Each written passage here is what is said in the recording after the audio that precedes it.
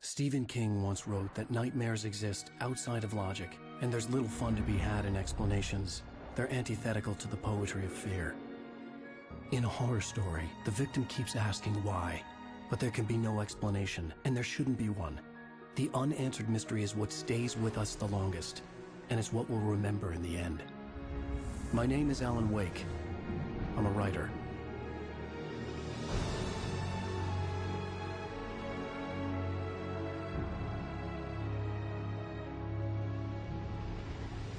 I've always had a vivid imagination, but this dream unsettled me. It was wild and dark and weird, even by my standards. So yes, it began with a dream. Following a typical nightmare pattern, I was late, desperately trying to reach my destination, a lighthouse. For some urgent reason, I couldn't remember. I'd been driving too fast down a coastal road to get there.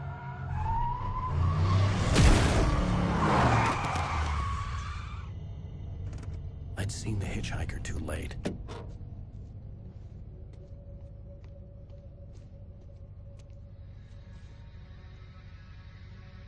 He was dead. I was convinced they'd put me in jail and I would never see Alice again.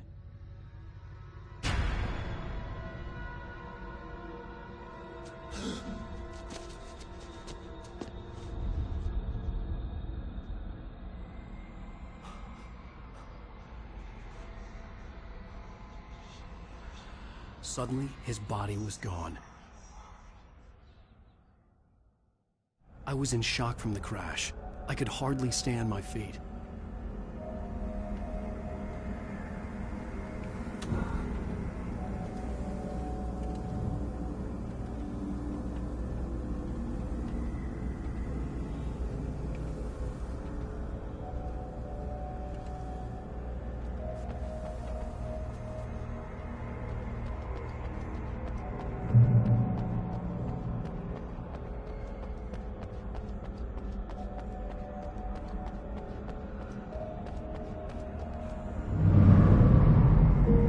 To go to the lighthouse. I knew there was something important waiting for me there.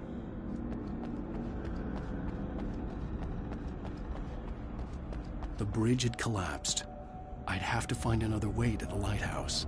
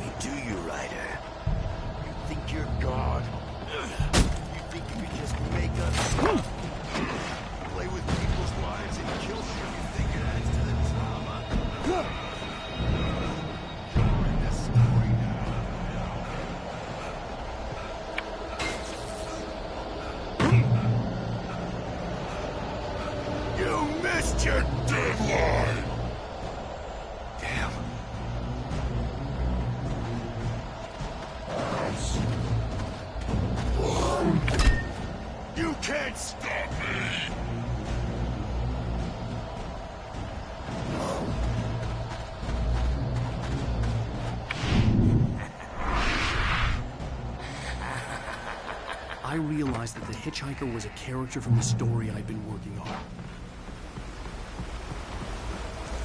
How does it feel to die by the hands of your own creation?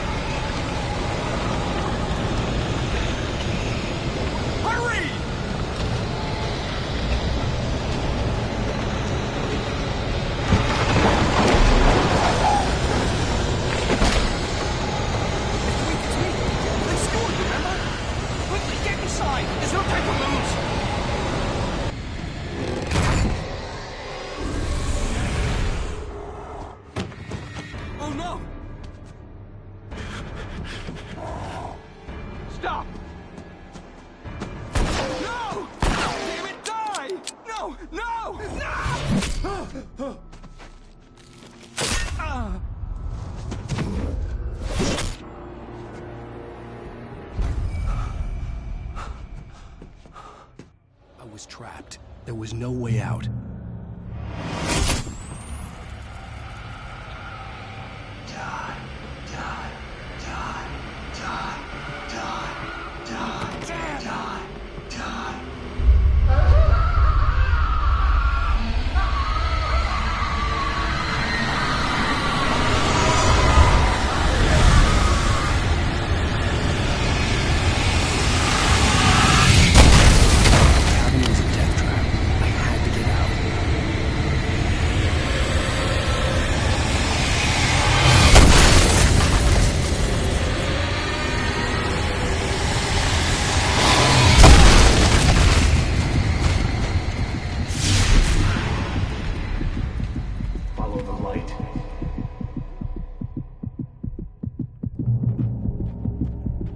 You are hurt.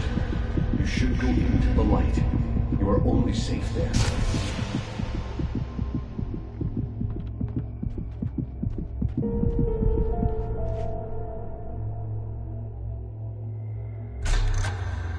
Well done. I have something important to tell you. It goes like this. For he did not know that beyond the lake he called home lies a deeper, darker ocean green, where waves are both wilder and more serene. To its ports I've been. To its ports I've been. Do you understand? No. Follow my light.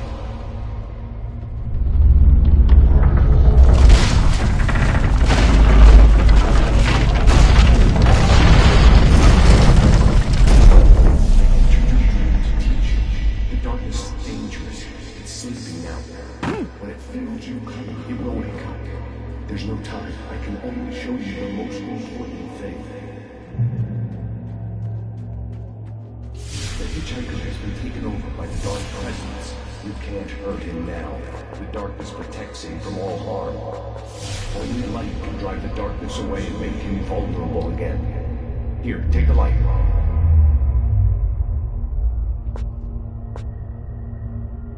Pick up the flashlight.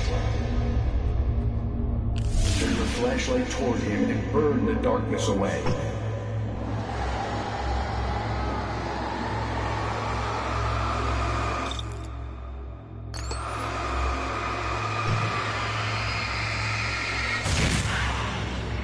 You did it. Now the darkness no longer protects him, but it's still inside, controlling him. He can't be saved. He's still a threat. He is still your enemy. Here, take the gun.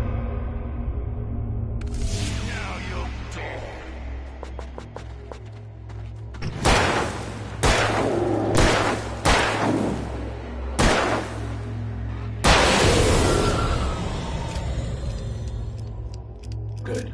You've done well. Remember what I've taught you. That is all. I will give you back your dream now. In the nightmare, a terrible darkness was taking over the world. The lighthouse was the last safe place on Earth.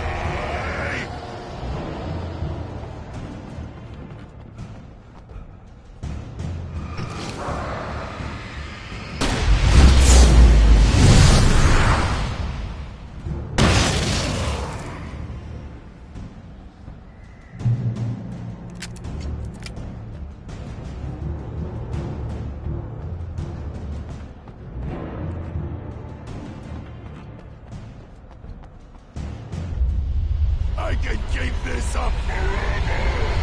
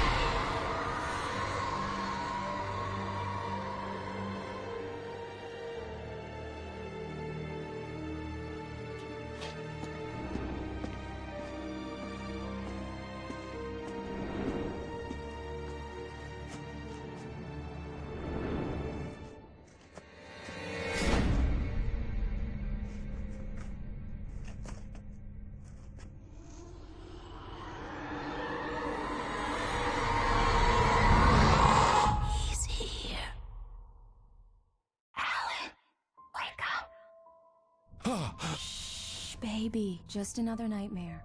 Everything's fine. You dozed off. Right. Anything more than dozed off would be news for everyone. Cheer up, handsome. We're here.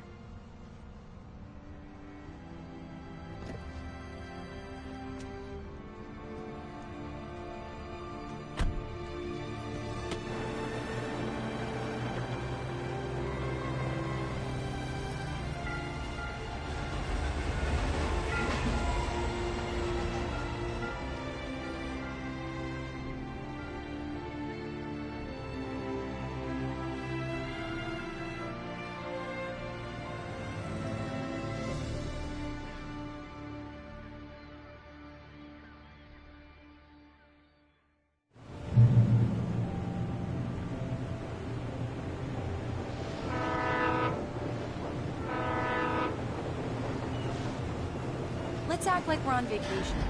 Go stand next to that old gentleman there. I want a shot of you with the town in the background. Sure.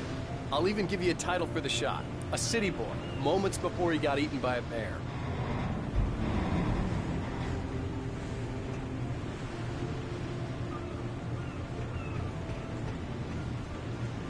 Hi. Hello there.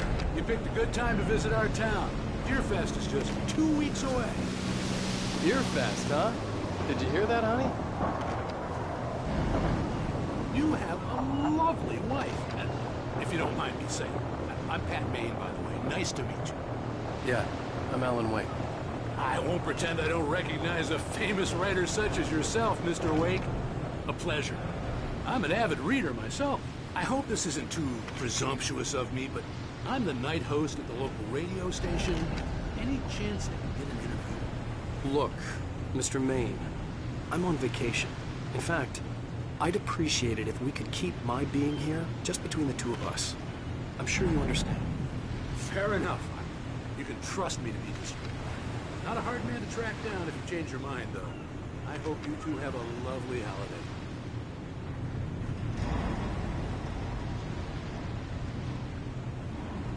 Very nice. I got a couple of really good ones. I see you made a friend.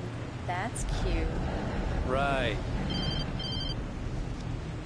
Yeah? Hey, bestseller. How's my favorite writer? Are you there yet? Barry. Yeah. We just got here. Are the locals giving you trouble? Just say the word and I'll hop on a plane and come make sure that you're left alone, Al. No, Barry, we're fine. Great, great. Just want to make sure you can relax and recharge. So, how is the place? Has it gotten your creative juices flowing? Barry, we're just settling in. Okay, Al. I'll call back later to make sure you're doing okay. And you call me if there's a problem, okay? Okay. Just looking out for you, buddy. Talk to you later. I love you too, Barry. You know he's going to be calling you every 5 minutes. Barry is Barry. I can always turn off the phone. What did I tell you? text message from Barry. He says hi to you, too. Alan, we're here. Come on, let's get back to the car.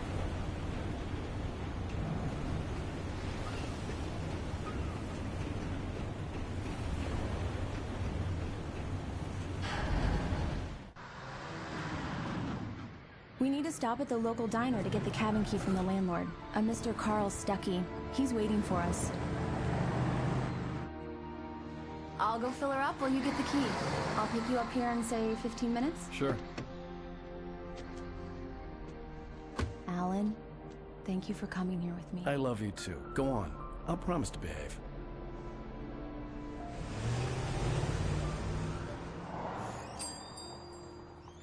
I'd forgotten there were still places like this.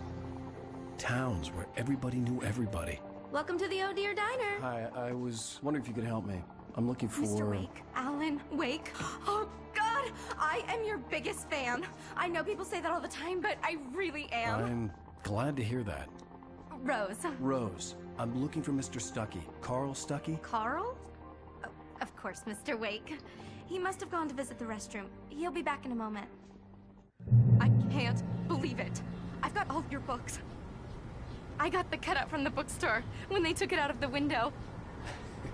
And you keep it here. Well, okay. Good for you.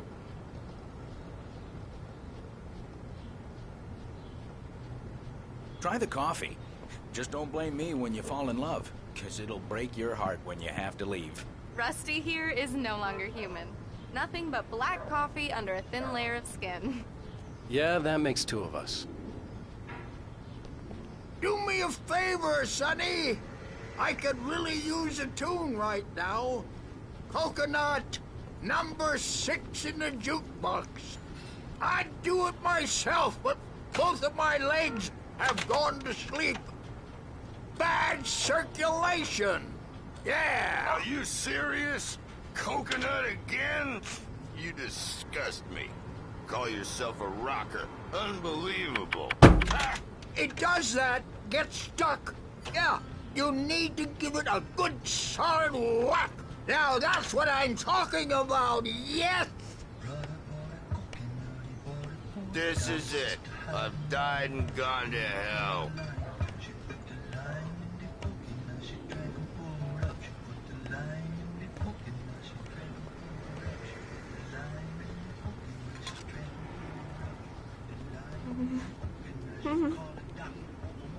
Don't go in there, young man.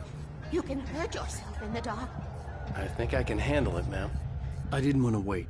I wanted to find Stuckey, to get the key and get out as soon as possible. The waitress was giving me a headache. Overeager fans always did.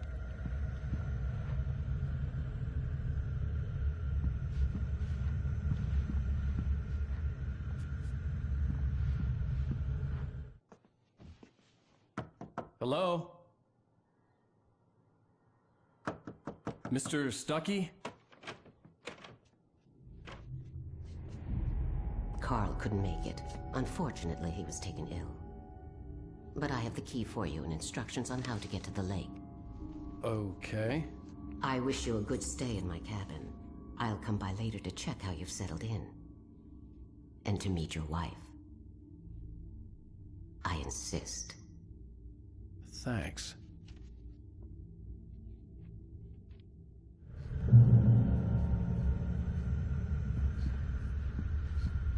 Cauldron Lake is a special place. Very inspiring.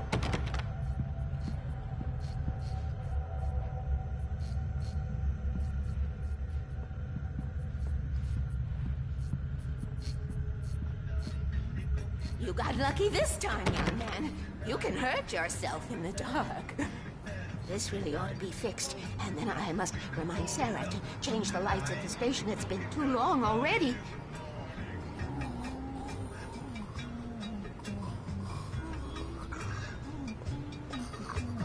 Even that sounds better than your singing. Are you all right? Splendid, splendid! Damn hernia. It swells up like a balloon if I lift it. It's heavier than a spoon. Yeah. Splendid, splendid. It's been a long time, Tom. Good to see you. Hey, you wouldn't happen to have a bottle on you, would you, Tom? I wish.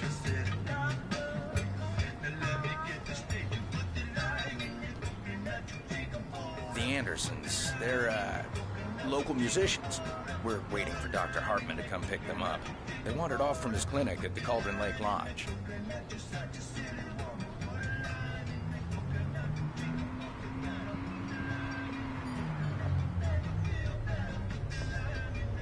I'll be heading back to work as soon as Dr. Hartman gets here, Rose. Oh, but I'm not looking forward to the poison we have at the Park Cafe. Bye, Mr. Wake. Now this is what I coffee hope you should enjoy taste your like. stay in Bright Falls. Mission accomplished. The key and the directions. My hero. I got some flashlights, just in case. Hey, wait! Mrs. Wake! Your keys!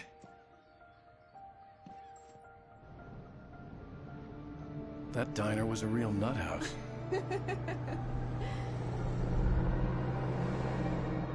Can you believe this place? This would make a wonderful setting for a book. We're supposed to be on vacation, Alice. I'll figure it out when we get back home. Okay? Okay. We can talk about this later. Batman here on KBFF. I didn't want to talk about it. I wanted to bury my head in sand. Here's another one of my favorites to go with it. Once upon a time, I was a successful writer, but that was a long time ago. I hadn't been able to write a word in 2 years, not since my last book. And now the weather. It's gonna be a clear night, so you folks in the big city might want to look up every once in a while. See those stars winking down at you? It gets pretty dark out here, but they'll light you.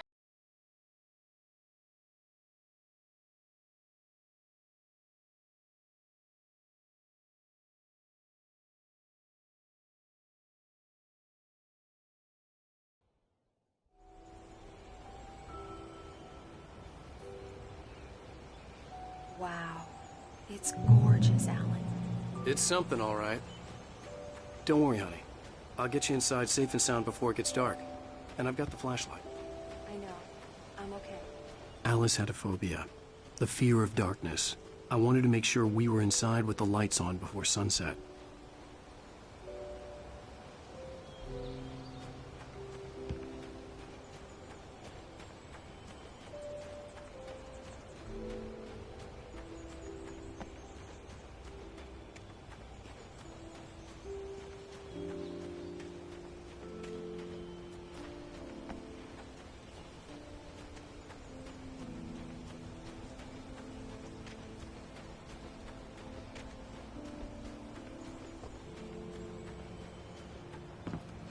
The cabin obviously got its name from the shape of the island. It looked like a giant bird leg. Alice had mentioned that the lake was a caldera. There was a dormant volcano under it.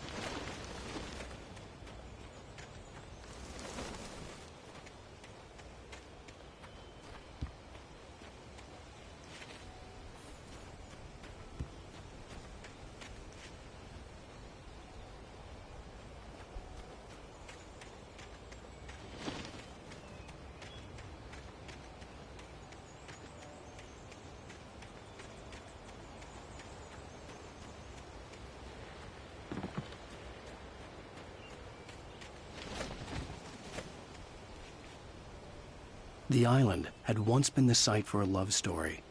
Maybe it would be that again. An old generator had been connected to the power cable.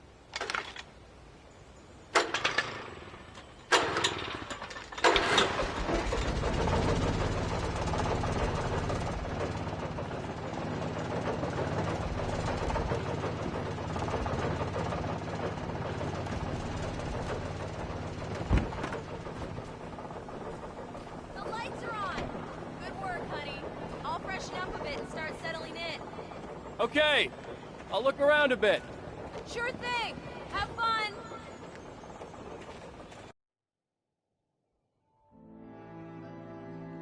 It was a beautiful place. I told myself I could rest here, sleep here, and forget about my work.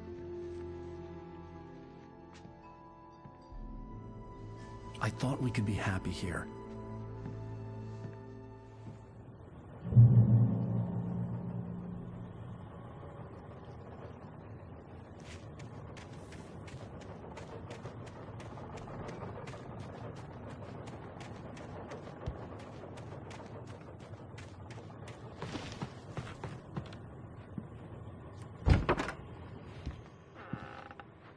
Alice? Honey? A shoebox filled with books by Thomas Zane sat on the shelf. I'd never heard of him before.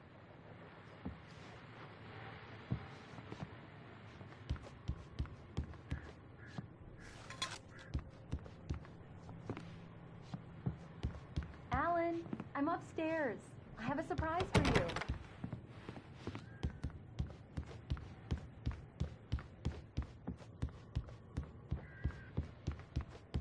Well, hello there. I'm not the surprise. It's in the study. Go take a look. Okay.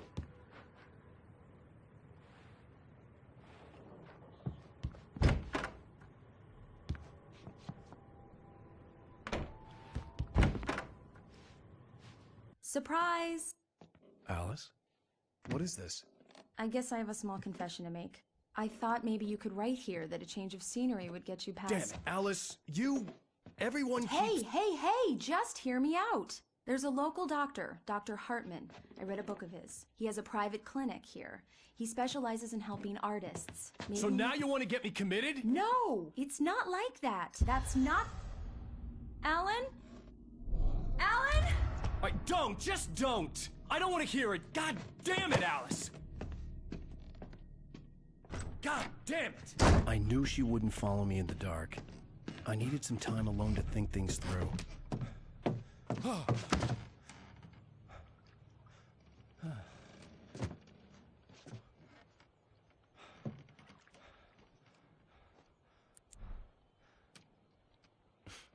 Damn it.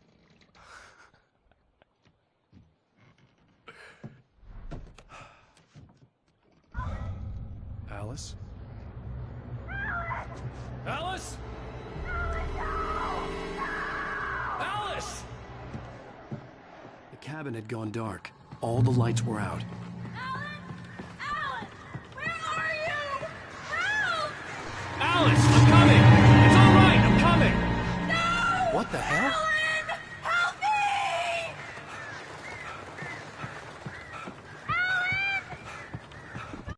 Alice? Alice?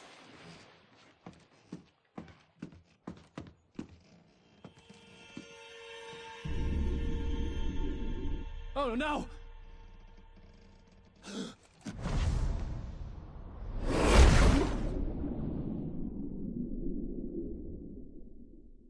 Keep going, Alan. Wake up. Alice?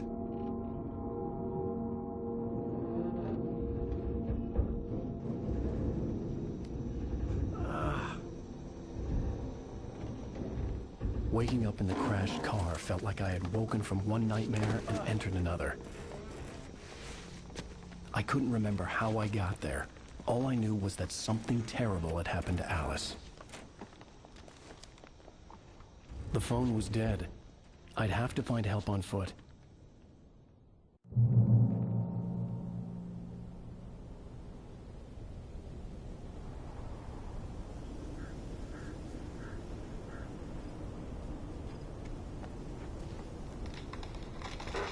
Among Alice's things was a book, The Creator's Dilemma, by a Dr. Emil Hartman. Seeing the book brought back my fight with Alice. I didn't like it, and I didn't like the guy's smug face on the cover either.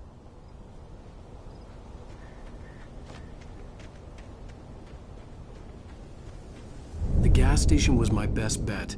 They'd have a phone I could use. It looked like a long hike through the forest to get there.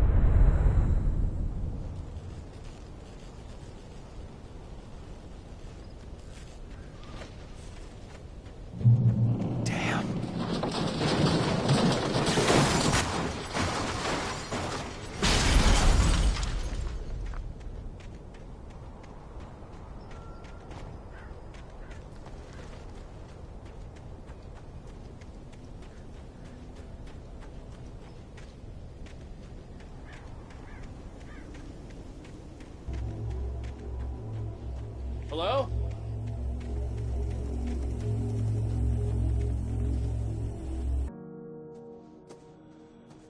Hello?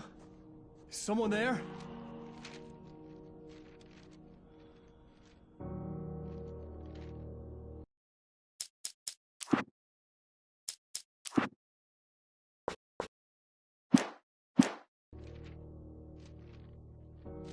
The loose sheets of paper were pages from a manuscript entitled Departure. That was the name I planned to use for the next novel I had never gotten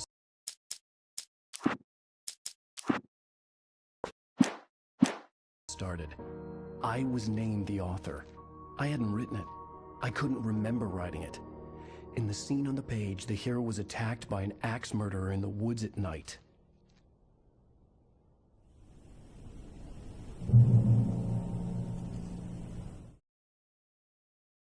Departure by Alan Wake. The man turned to face me. His face was covered in shadows. It was hard to make him out in the darkness of the forest that surrounded us, but the axe he lifted was plain to see. It glistened with the blood of his victim.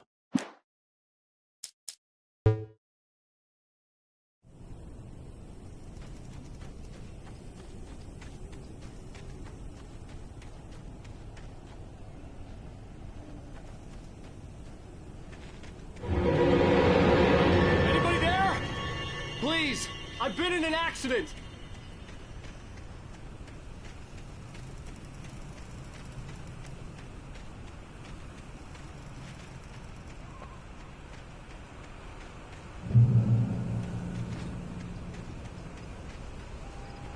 The lights up ahead were a good sign. Maybe I wouldn't have to hike all the way down to the gas station to find a phone.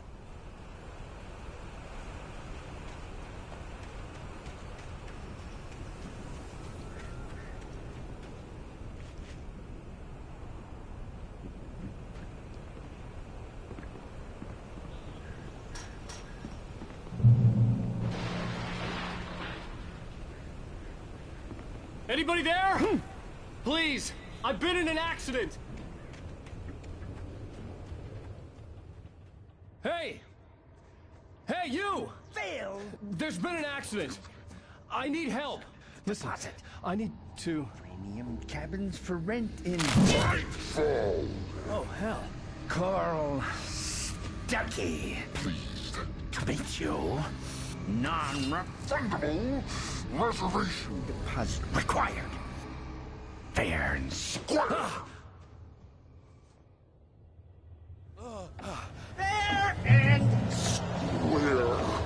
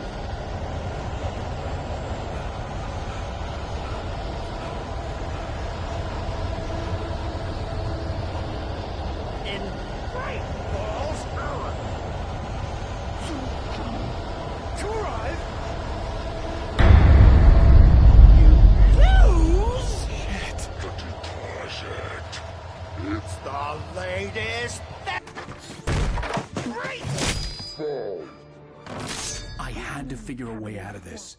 Any second now, and Stucky would be knocking on the door with his axe like Nicholson in The Shining.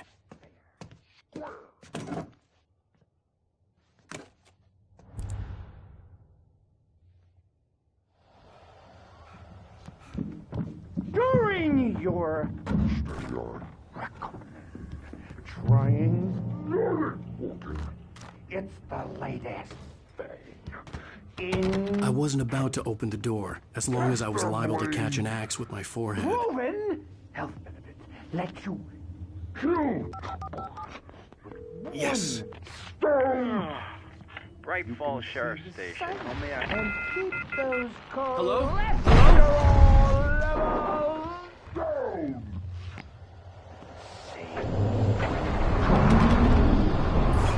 The spirit.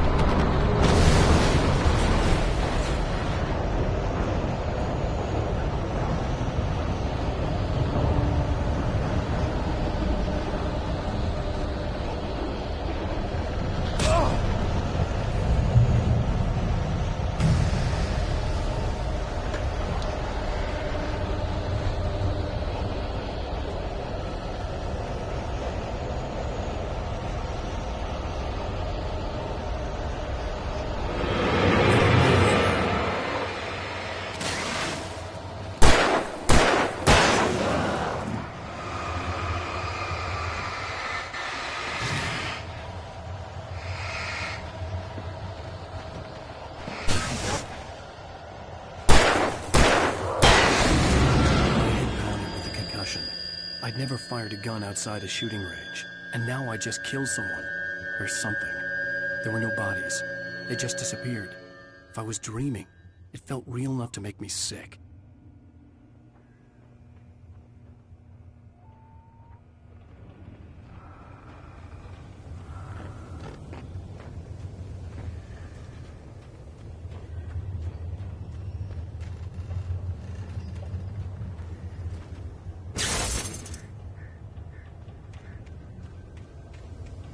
The dark forest was the last place I wanted to go, but I had no choice. I had to get to the gas station.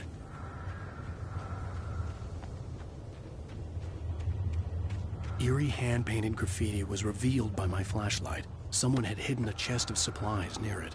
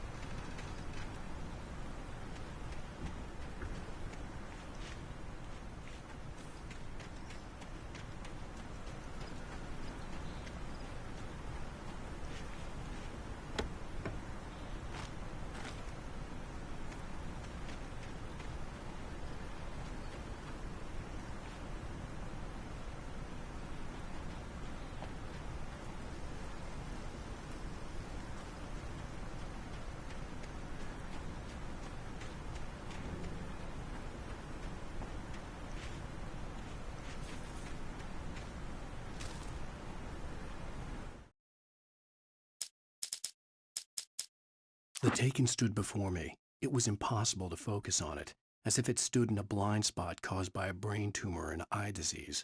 It was bleeding shadows like ink underwater, like a cloud.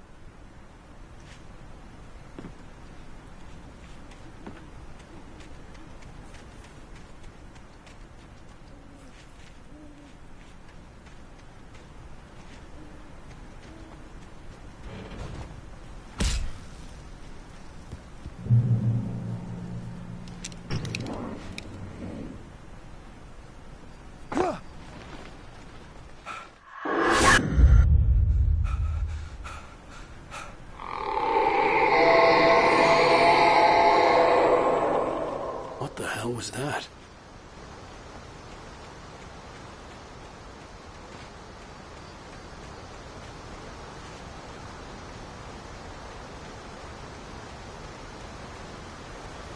When I saw the river below, something uncoiled itself inside my head.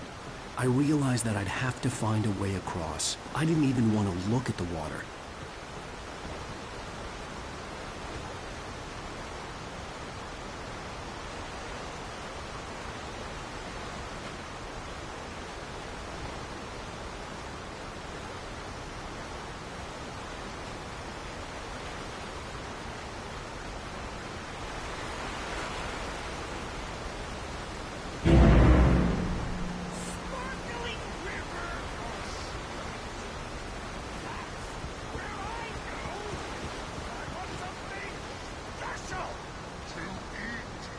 Stucky was still out there, in the dark, stalking me.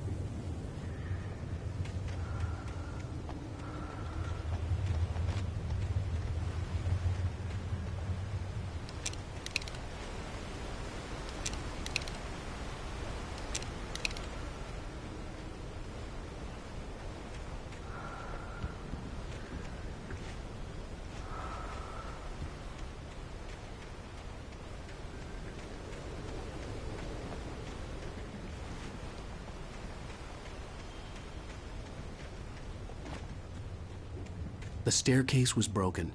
I had to make my way up some other way.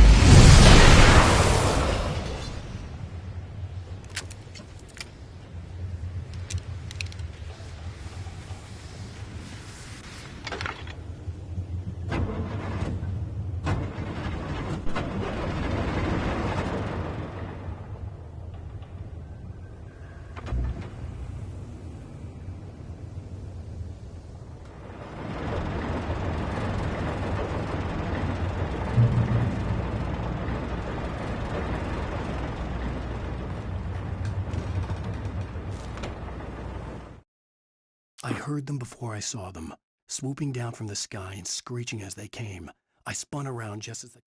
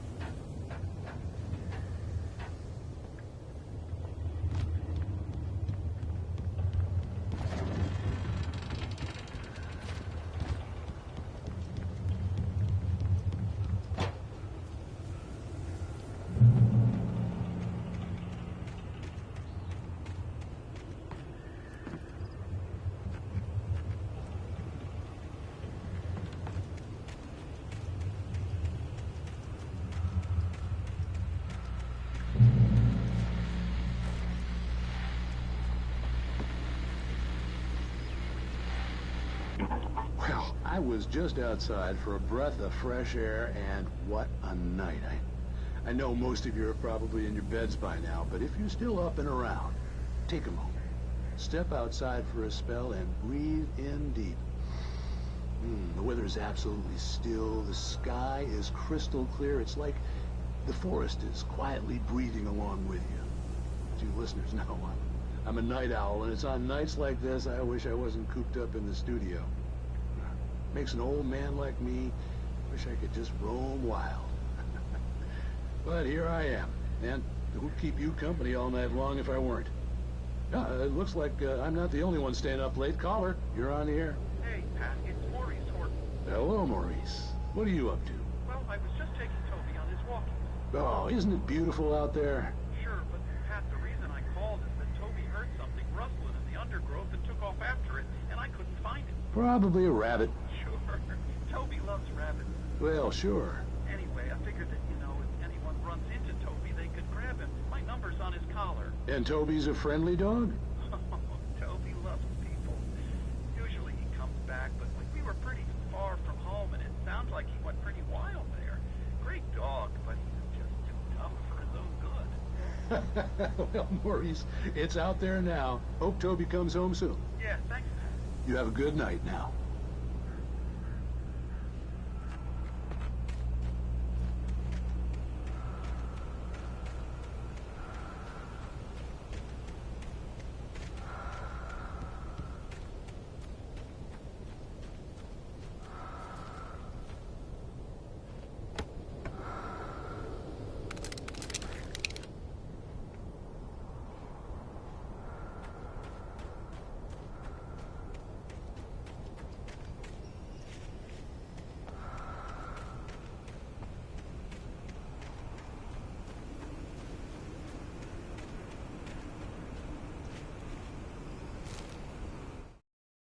At first, I kept finding the pages as if by accident. The book I couldn't remember was either a terrible and true prophecy,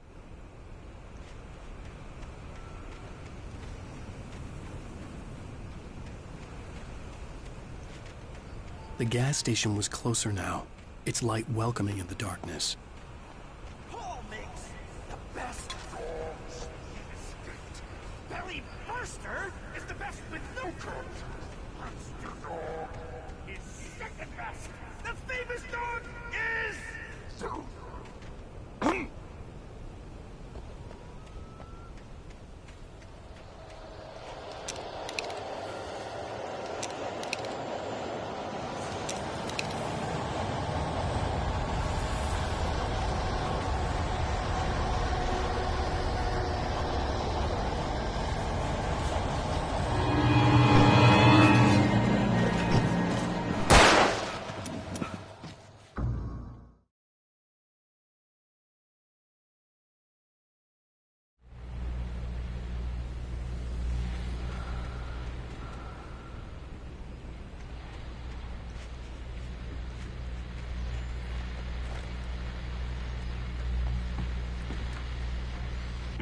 Well, I was just outside for a breath of fresh air, and what a night. I know most of you are probably in your bed.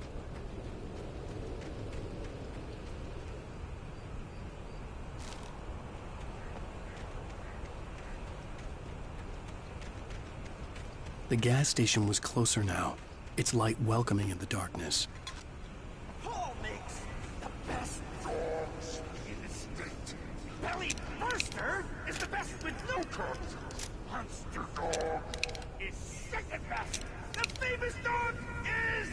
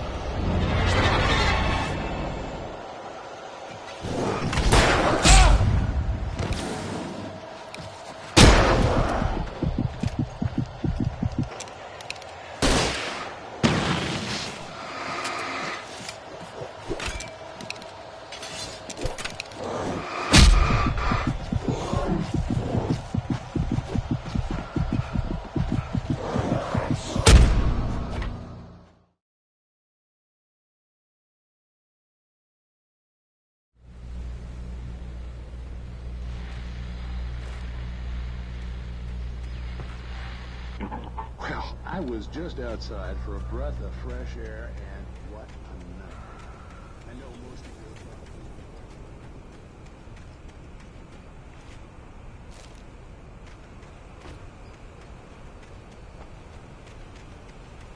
The gas station was closer now, its light welcoming in the darkness.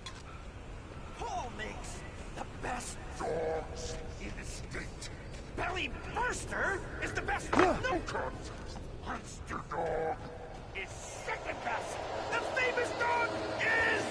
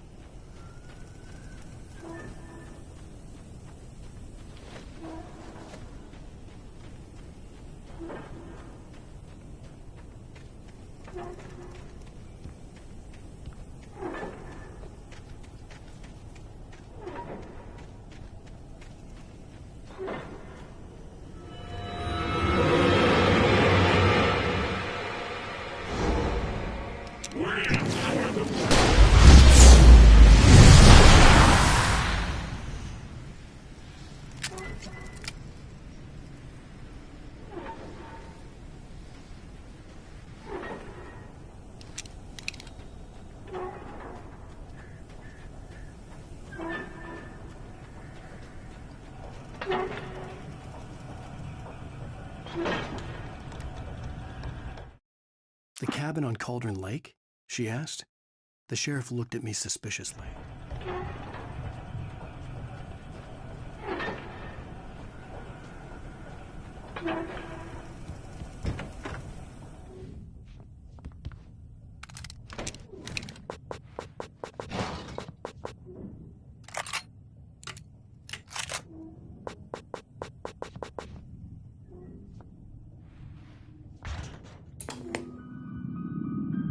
Science.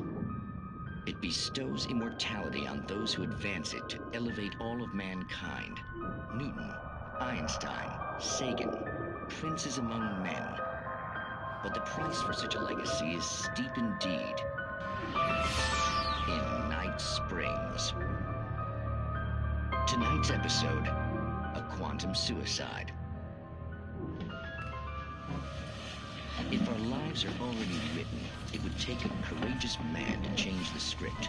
Having called a press conference, Dr. Barclay Colvin is about to demonstrate that very courage. Ladies and gentlemen of the press, I am Dr. Barclay Colvin, and I'm glad so many of you could join me here at the Moorcock Institute. Tonight, I'm going to give a practical demonstration of the many worlds interpretation. As you can see, this is a loaded 9mm pistol. It shall be part of a thought experiment. And now, a real experiment, known as a quantum suicide. Did he say suicide? Is that a real gun? He's kidding, right? Please, stay calm. There is no risk. Observe what occurs when I place the weapon against my own forehead. Now, you might think this round is merely a dud. Not so. Observe the flower pot. And yet, I myself cannot be harmed with this gun. With each pull of the trigger, two new realities branch off. One in which the weapon didn't fire, and one where it did. With my machine here, I have ensured that this reality is always the former. I have bestowed upon myself quantum immortality. Under no circumstances can this gun kill me. So wait. What you're saying is that every time you pull the trigger, in another reality, you die? Yes, of course, but that's completely trivial. There's an infinite number of things that could happen at any moment, and they always do happen somewhere. The point is, this one thing did not happen here. You're insane, Colvin. Insane? Insane? Hey, was this thing supposed to be plugged in? I stumbled on it. You fools! Gaze upon quantum immortality.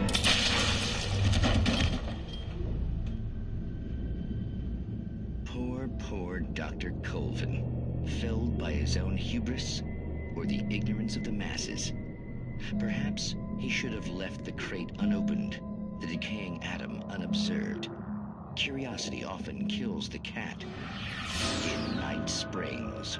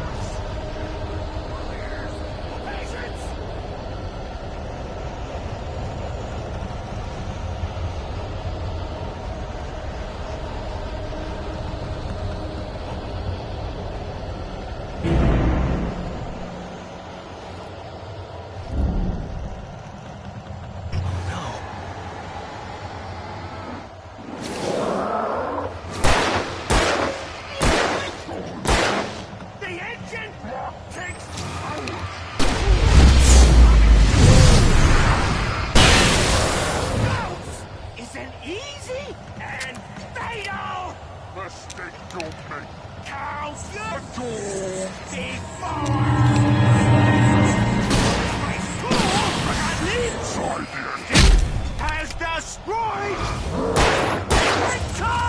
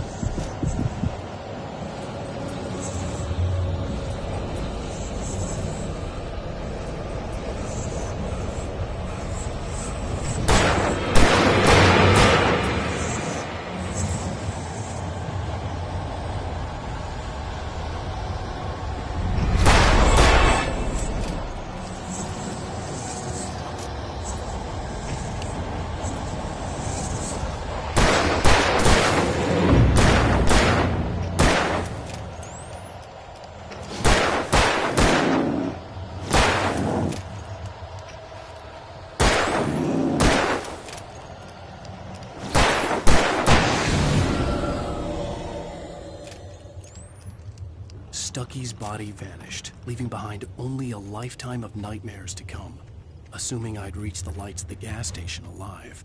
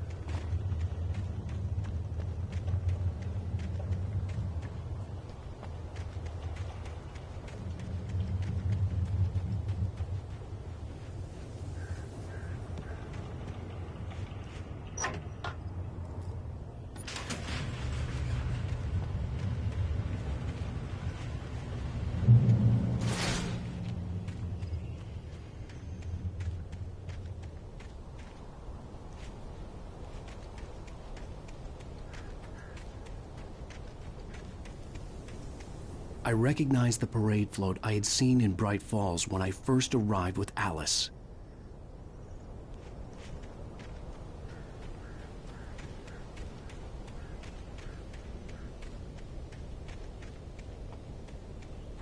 After the insanity I had just experienced in the darkness, the lights of the gas station felt comforting. At least for a moment, the sane world reasserted itself.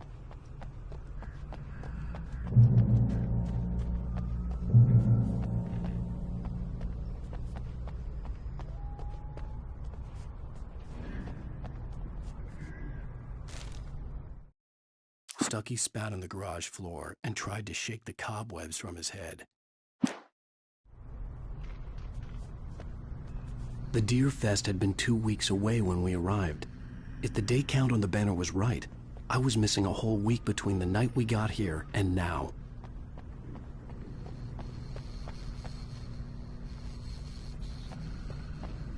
The garage was a mess. It looked like someone had trashed the place, or that there'd been some kind of fight. I'll write. I'll keep writing.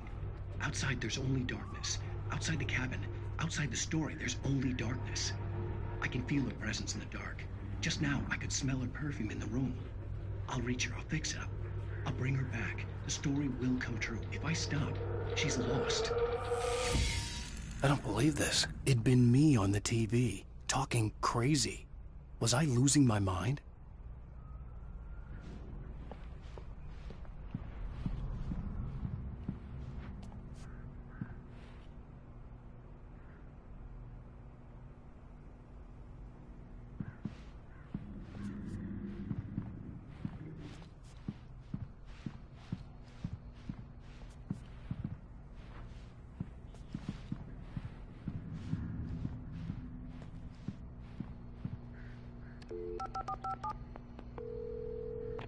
Bright Falls Sheriff Station.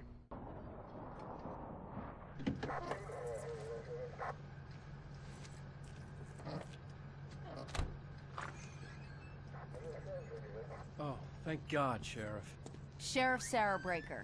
You are... I'm Alan Wake, but listen. I was in a car crash. My wife, Alice, she's missing. Calm down, Mr. Wake. We were staying in a cabin on the island, on Cauldron Lake. There's no island on Cauldron Lake. Not since the big eruption in the 70s.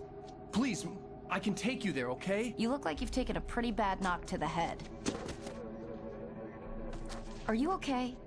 Listen. We'll figure this out. Please get in the car. We'll swing by the lake and then we'll go to the station, okay? Mr. Wake, have you seen Stucky, the guy who owns this place? I realized I couldn't tell her what had happened in the forest. She wouldn't have believed me. And then she wouldn't have helped me with Alice.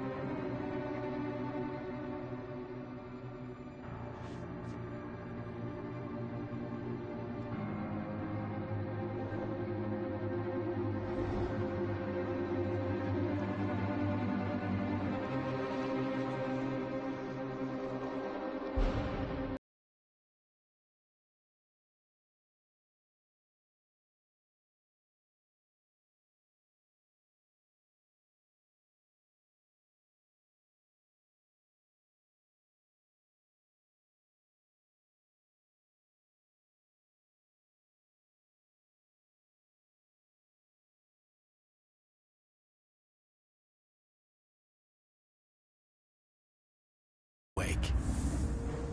I came to Bright Falls with my wife, Alice. Thank you for coming here with me. I thought maybe you could write here. I don't want to hear it! God damn it, Alice! Now, she's missing. Alice? Alice? I woke up behind the wheel of a crashed car. I'm missing a week. I was attacked by shadowy men straight from a nightmare. The sheriff took me to the lake Alice and I had stayed at. But the cabin had disappeared.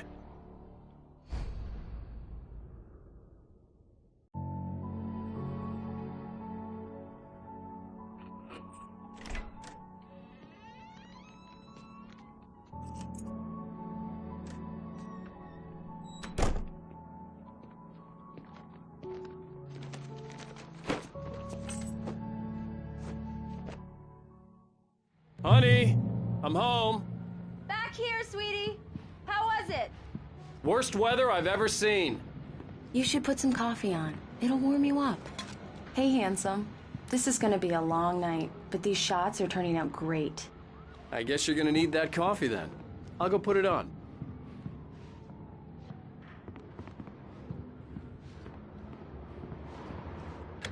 Coffee's on.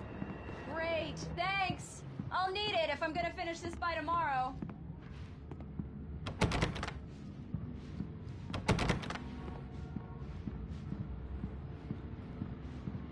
Oh, hey, I just finished those cover mock-ups. They're on your desk. Tell me what you think. No kidding. I didn't think you'd get them done this quickly. These look really good. Oh, sure, until Barry gets his hands on them. Which, by the This was a late goodbye. 13 years after. way, will happen over my dead body. The last time was the last time. Oh, and speaking of Barry, he called. Alan! Alan, please check the fuse box. I'm right here. I'm on it, honey. Please hurry. Honey, it's a power outage. I've got the flashlight. Okay. Hi. You okay? I'm sorry. It just really spooked me. Don't worry. We'll just break out the candles. I know it's stupid, but it's just... especially when I'm not prepared for it, you know? It gets to me. I love you. Tell me a story, writer. Okay. I used to have these nightmares when I was a kid. The dark really spooked me, too. When it got really bad, my mom gave me this old light switch. She called it the clicker. The clicker, huh? Yeah.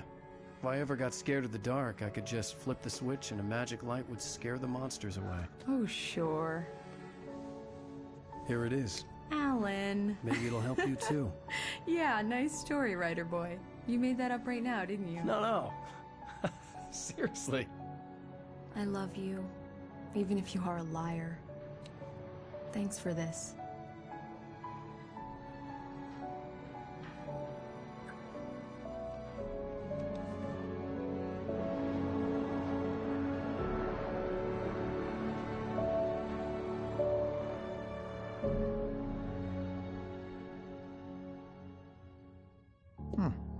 How do you feel, Mr. Wake? Any nausea, disorientation, anything like that? Mr. Wake, how are you feeling? I'm okay. My head's fine. I had to lie about my headache and memory loss. He'd send me to a hospital for tests. I couldn't leave without Alice. Very well. I don't think you have a concussion, but you've obviously been through quite a shock. You should take it easy for a couple of days. Thanks. Well then, Mr. Wake, we're done here. If the pain gets any worse or you experience any other symptoms, you should come see me. I'll let you get on with it then. Sarah, Sheriff Breaker, is waiting for you. She's very good at her job. I'm sure she can locate your wife in no time. Doc Nelson was the image of a small-town doctor. Sheriff Breaker had called him to the station to take a look at the cut in my head.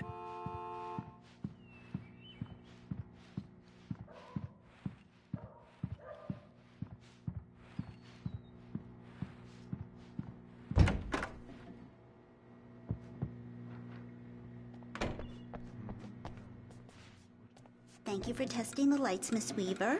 Everything seems to be fine. I don't have the luxury of being complacent, Deputy Grant.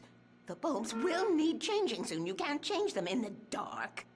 I'll be sure to take care of it, Miss Weaver. Have a nice day now. Very good. I'll come back later on to remind you, just in case. Mr. Wake, the sheriff is waiting for you in her office down the corridor.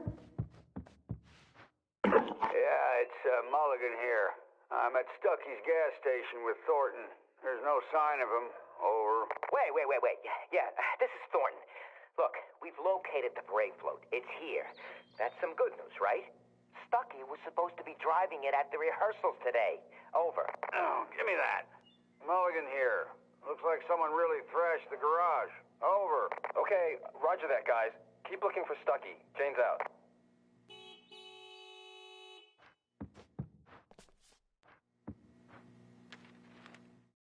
Alice looked through the viewfinder, lining up the shot. Cauldron Lake.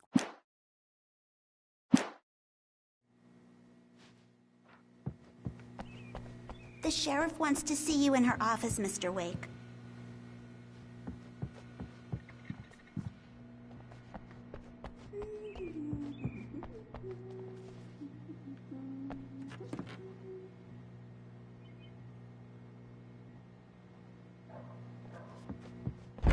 Come in, Mr. Wake. Your phone's on the desk. The battery was dead. It's charged now.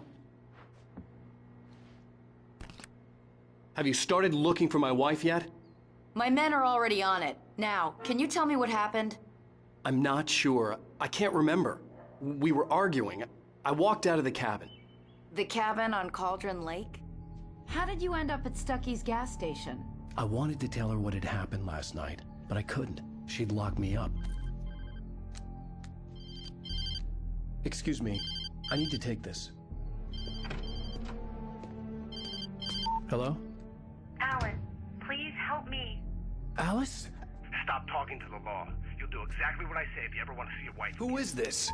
Go to the back lot. There's a hole in the fence on the left. Look inside the junker. I left a little something there to convince you we're all on the same page here. After you ditch the cops, you're gonna meet me in Elderwood National Park. There's a spot called Lover's Peak. Midnight. Don't do nothing stupid, pal. We're watching you. Mr. Wake, can I help you with anything? I need to get some air. The sheriff said I could go out back. Of course, Mr. mister! Wake. You can get Hey, there can through you the turn the corridor. lights on? The deputies, they don't understand. They won't listen to me. Thank you, man, thank you. Hey, you're all right. You're a good guy. Don't let anybody tell you different. You know, I shouldn't even be in here. The cops, they got it all wrong. See, sure, I beat him up, but I wasn't drunk. I mean, I wasn't drunk at the time.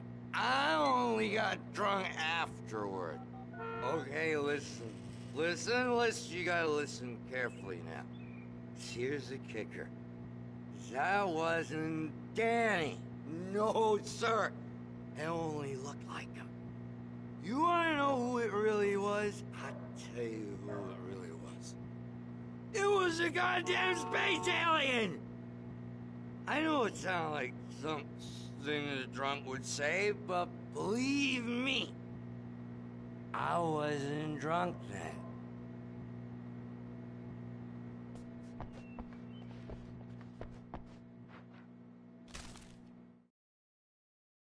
In spite of its human mask, to describe the dark presence as intelligent would have implied human quality.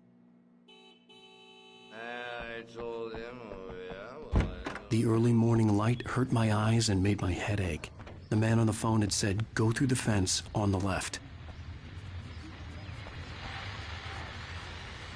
Well, folks, it's been another long night, and it's about time for me to sign off for a while. God knows I need my beauty sleep. Just one more item before I go. It's been a busy night for the sheriff's department. We've had a few broken windows, even a report of shots fired on Main Street. Deputies Mulligan and Thornton had to deal with two intoxicated young men who were celebrating the completion of their Deer Fest float. Now, folks, we get this every year. I know it's exciting, the big day's almost here, but let's save it for the party and leave the gunplay for the shooting competition, huh? There's no point in getting all worked up yet.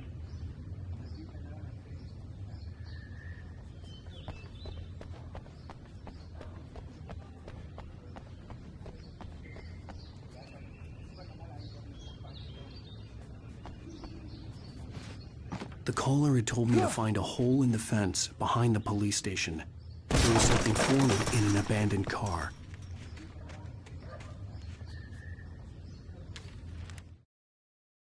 The kidnapper fired his gun one last time, and the shadow vanished into the dark. Alice's driver's license had been placed on the front seat. The caller meant business. Barry? Ow! Ow! Thank God! Where the hell have you been? I've been trying to reach you for a week, you and Alice. I've been worried sick. I flew out yesterday. I'm here in Bright Falls. Barry, listen to me. I'm at the sheriff's station. Come and get me. I can't talk now. Ow! What the hell is going on? I had to get the sheriff to let me go. I needed to get to Elderwood National Park to meet Alice's kidnappers.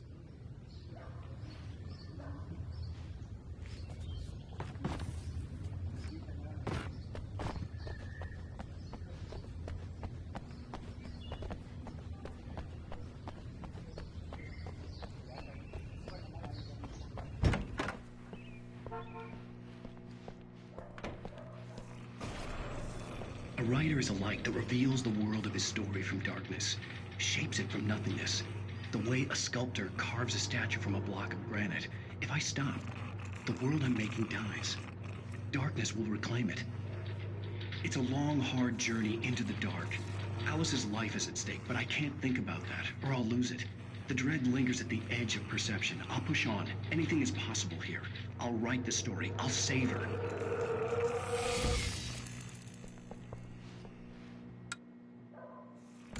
Marvelous, Sarah.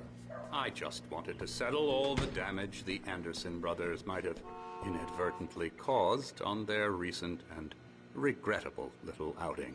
They are not accountable for their actions, of course. I can assure you that my staff has been reprimanded.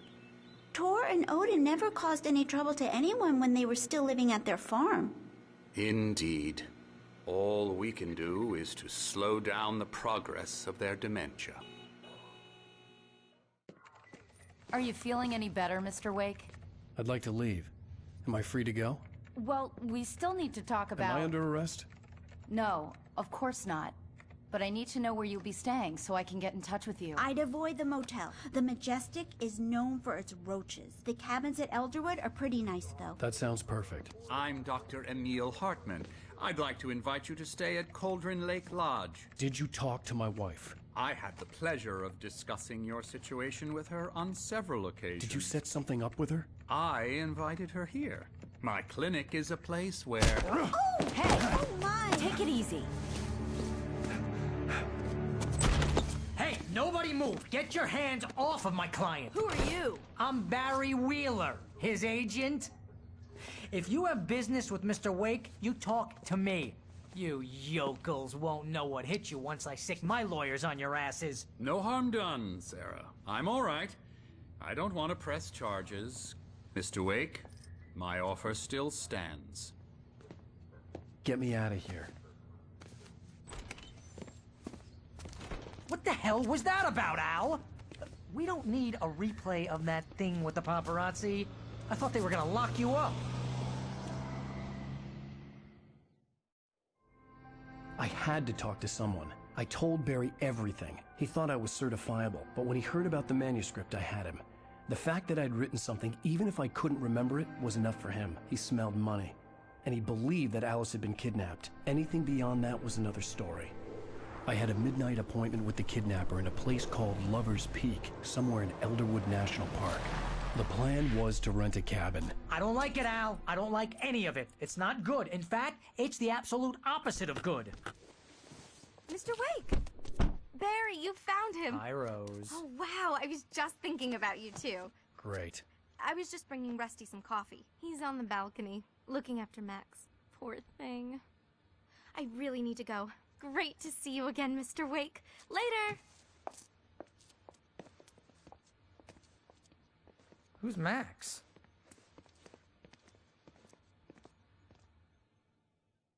What an airhead. Jeez, Mr. Takes a swing at everybody. This is not her fault.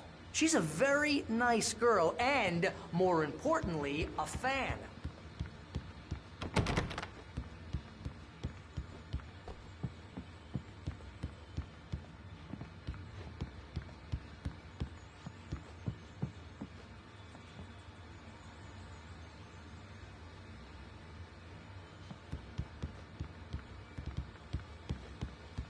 Seriously, Al, what you were saying in the car, just listen to yourself. What, you shot a guy? And his body just disappeared? When was the last time you slept? Are you high? Have you been drinking? No! Look, Barry, I'm missing a week, and someone's got Alice, and everything's just... Do you understand what it sounds like when you say stuff like that? Don't get me wrong, it's a good story, could be a bestseller. But when you start confusing fiction with reality, you're buying yourself a ticket to the funny farm. All right, wait here.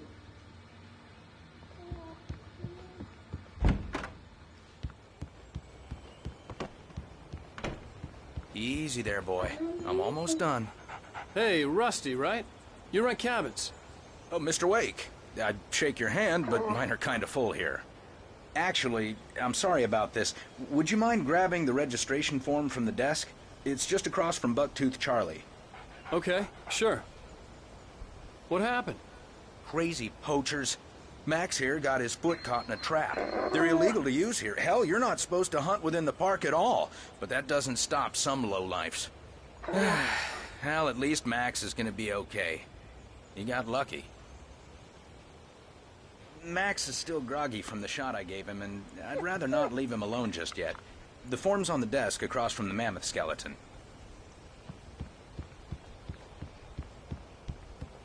Seriously, Al, you can't just go and meet a kidnapper. Those situations always end up in disaster.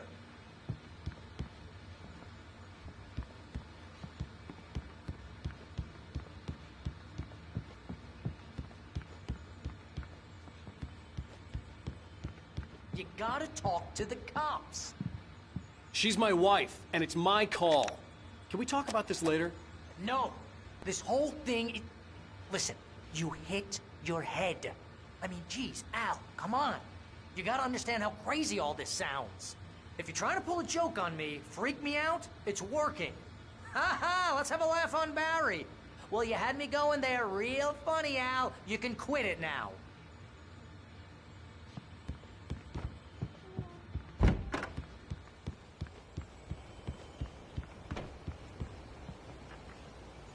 I think this is the form you wanted. And here are the keys. Okay, you're all set, Mr. Wake. Glad to have you staying here. Thanks. Can you tell me how to get to Lover's Peak? Oh, sure. It's at the end of the nature trail. Just follow the paths, you'll get to it eventually. It's an easy walk. Nice spot, too. If you have any trouble finding it, just keep your eyes on the radio mast. It's right below that. Oh, and hey, if you take a walk in the woods, watch your steps so you don't end up like Max. I guess I'm a little worried. We got a bunch of campers out there we haven't heard from. It's not like these people are on a schedule, but with the traps, well, you know. I just don't want any trouble. Right, thanks.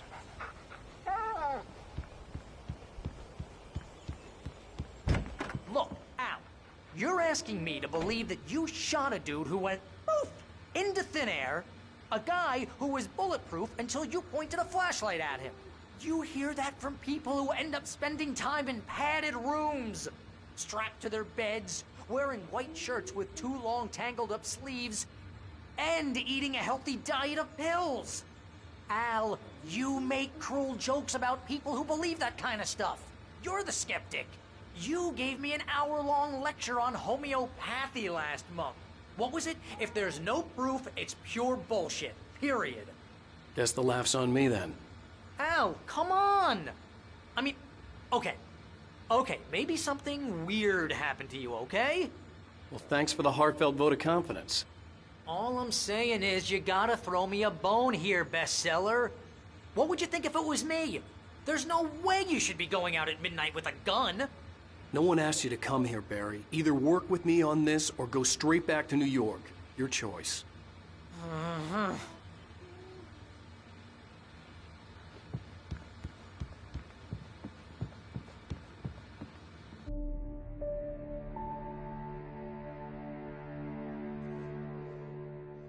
That's just crazy talk, Al. Al! Al? We should go to the sheriff or call the FBI. Damn it, Barry, they'll kill her! This is not a goddamn debate, Barry. I'm going to Lover's Peak. He said to come alone. Okay then. I understand. You're my best friend, and I'm worried that you're not right in the head. Tell me what to do to help, and I'll do it. You stay here, and if I'm not back by morning, call the cavalry. Achoo! Achoo! Just be careful with the natives, Al.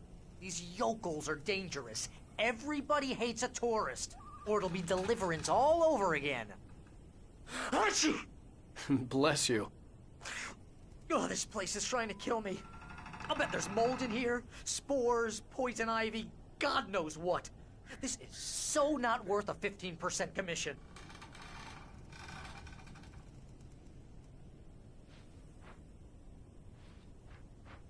Lock the door when I leave.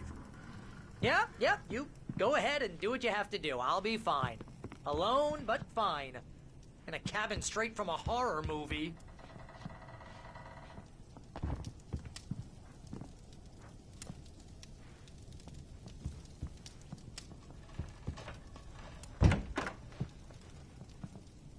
Real funny, Al. Real funny. Ha ha! Thank you. I'll just sit here in the dark till you come back. Or until I get eaten by a grue.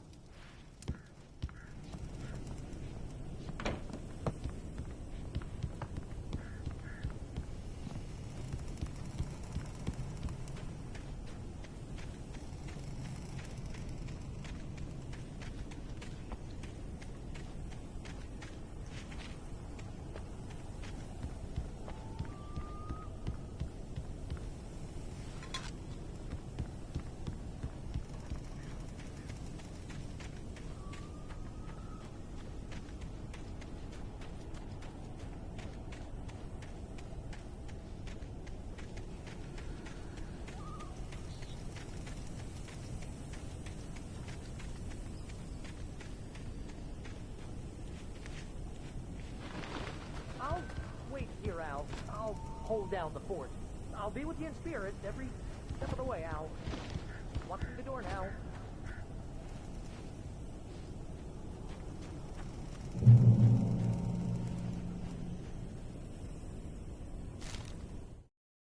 Barry had never gotten along with Alice, but he knew Alan...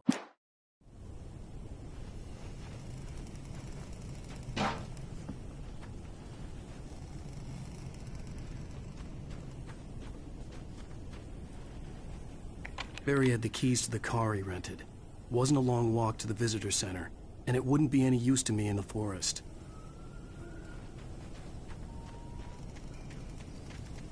I knew I should have gone to the cops. This wasn't the smartest thing I'd ever done, but I was still angry with Barry for trying to talk me out of it. These people had called me right in the sheriff's station. The cops wouldn't scare them, and they had Alice.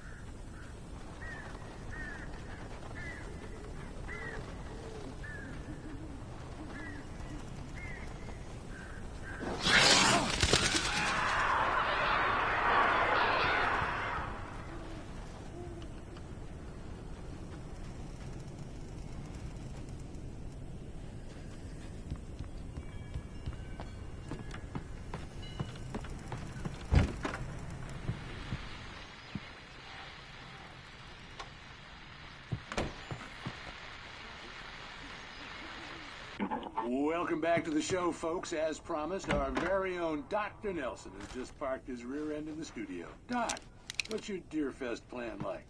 My plan? You make it sound a lot more organized than I ever seem to manage.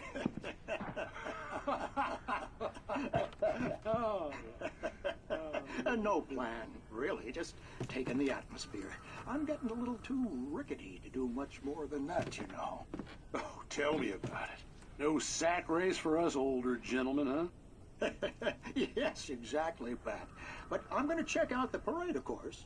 And I'll be one of the pie contest judges, too.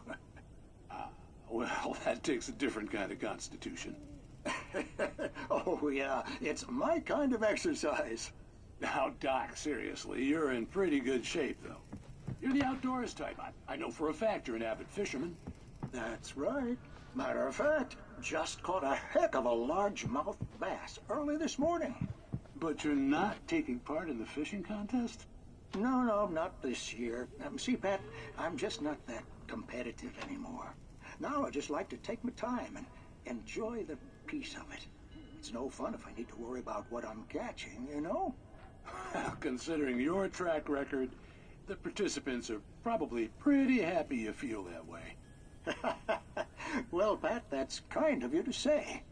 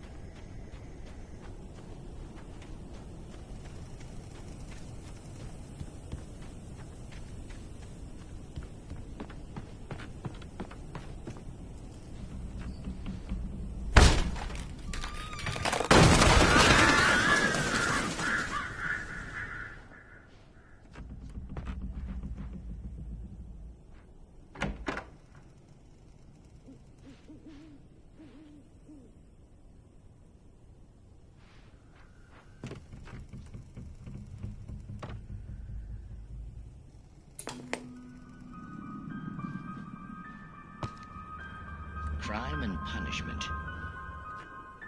The cancer and cure of civilization. But some crimes are impossible to punish, especially in Night Springs. Tonight's episode, The Man in the Mirror.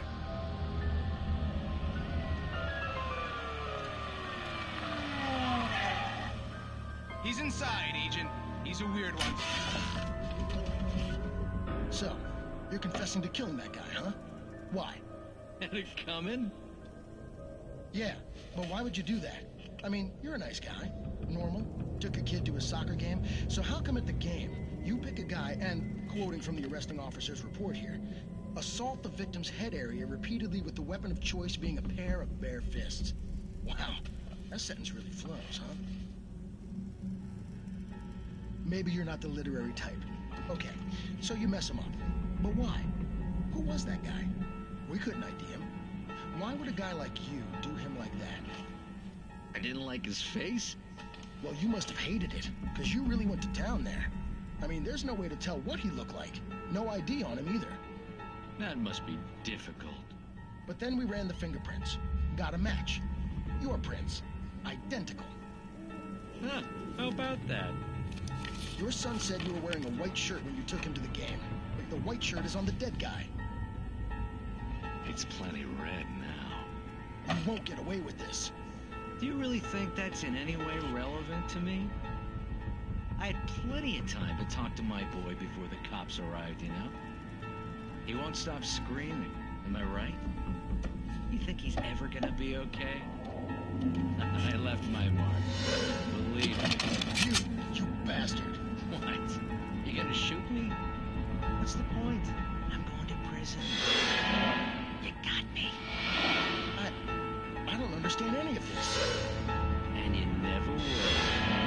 Don't worry. Maybe you'll see me again, Agent.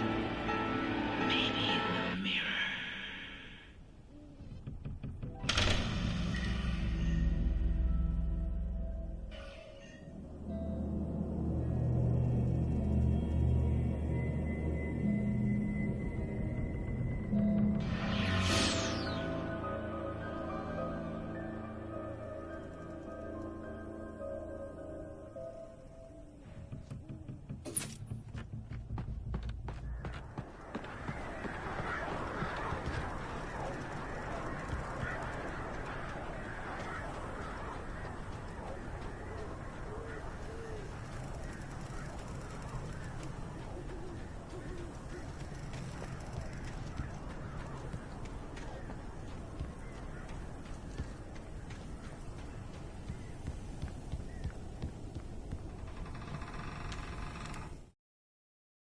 Rose knew that Rusty was in love with her, and she liked him too.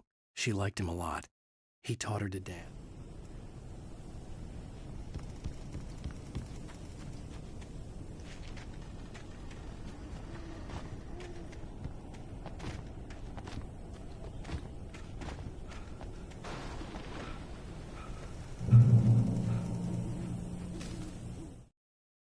The air in the visitor center was heavy with an awful smell, as if some rotten drowned thing had crawled up.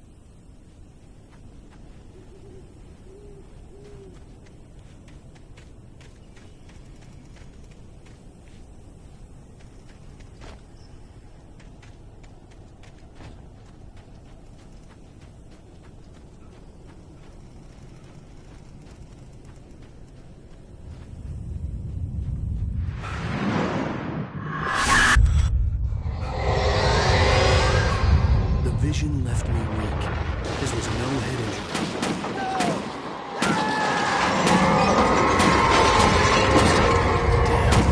Rusty, hang on! I'm coming! Please, help me!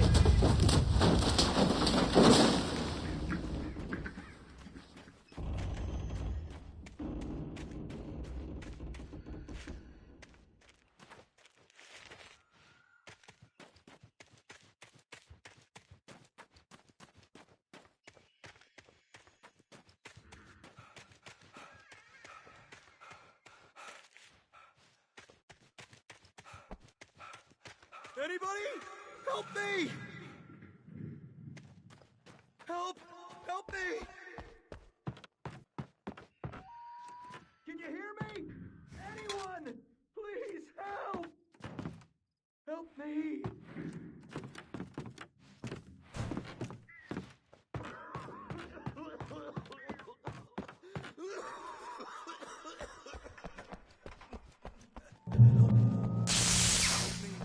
Somebody.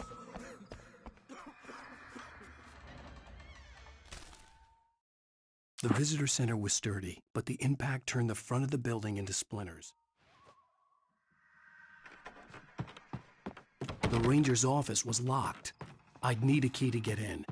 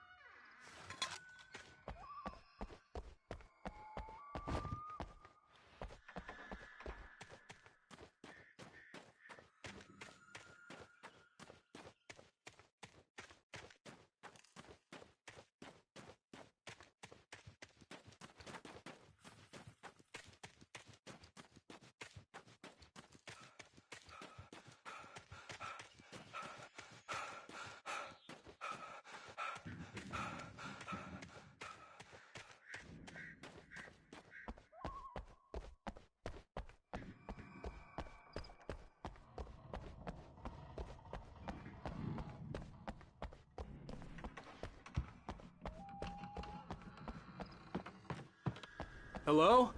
Back here! I'm back here! Hey, please help me!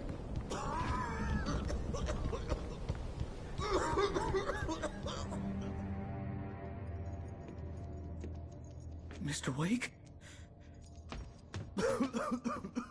Oh, hell. It happened just the way it was on that page. I found. Came true. It knew. So dark. It'll come back for me. You must... The lights. In the office. I have the key. Okay, Rusty. Hang on. I'll be right back.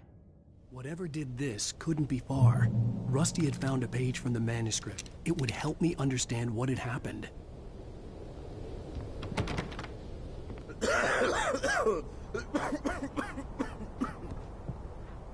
Shh. Good boy.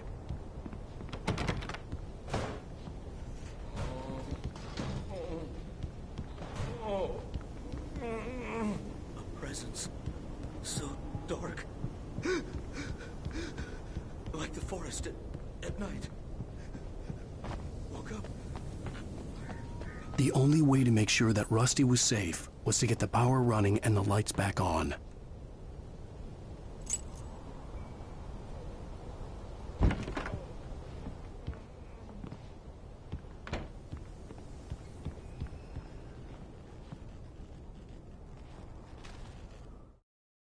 At the last instant, I changed direction and threw myself down. The axe splintered the trunk of a tree.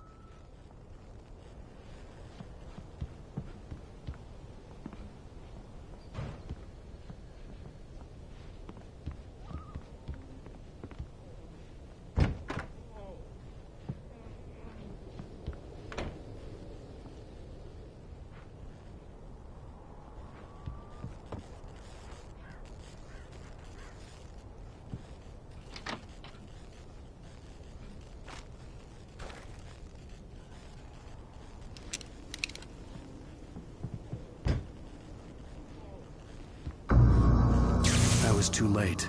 Someone had destroyed the circuit breaker. There was no way to get the lights back on.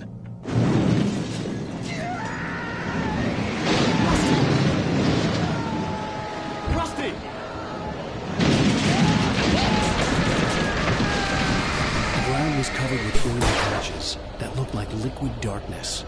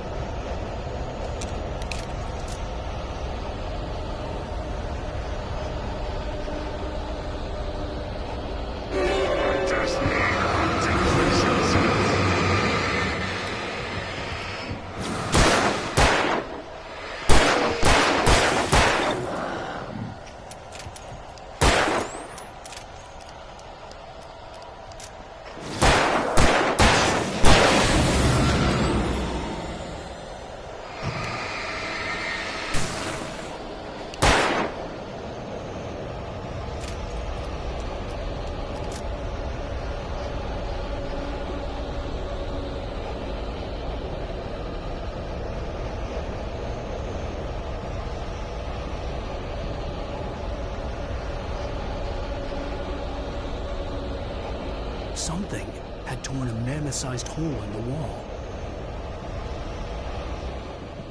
Please don't feed the animals.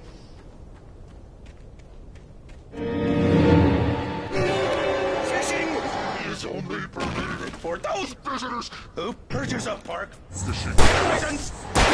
Obey instructions at all times. Rusty? Rusty, no!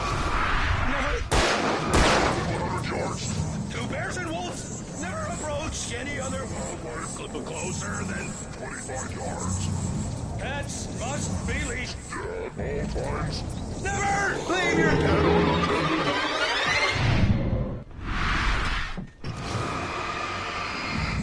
It is against the law to remove any natural objects or historical.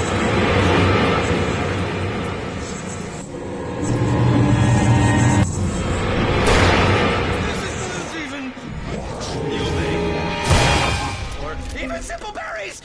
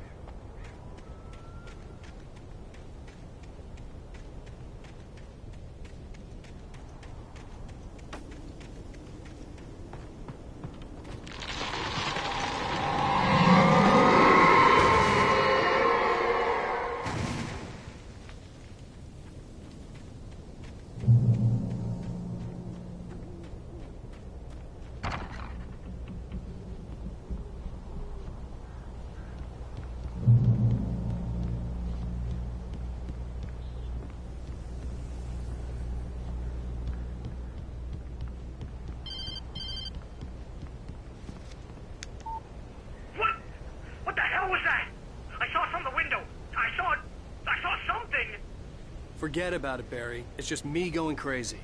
Oh, jeez. Oh, jeez. You're not crazy. I wish you were crazy, but you're not crazy. Ow, be careful.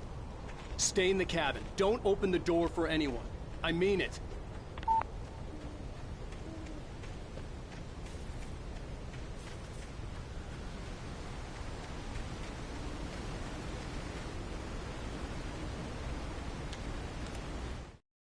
In that last instant of consciousness, Rusty thought about Rose. He was older than she was.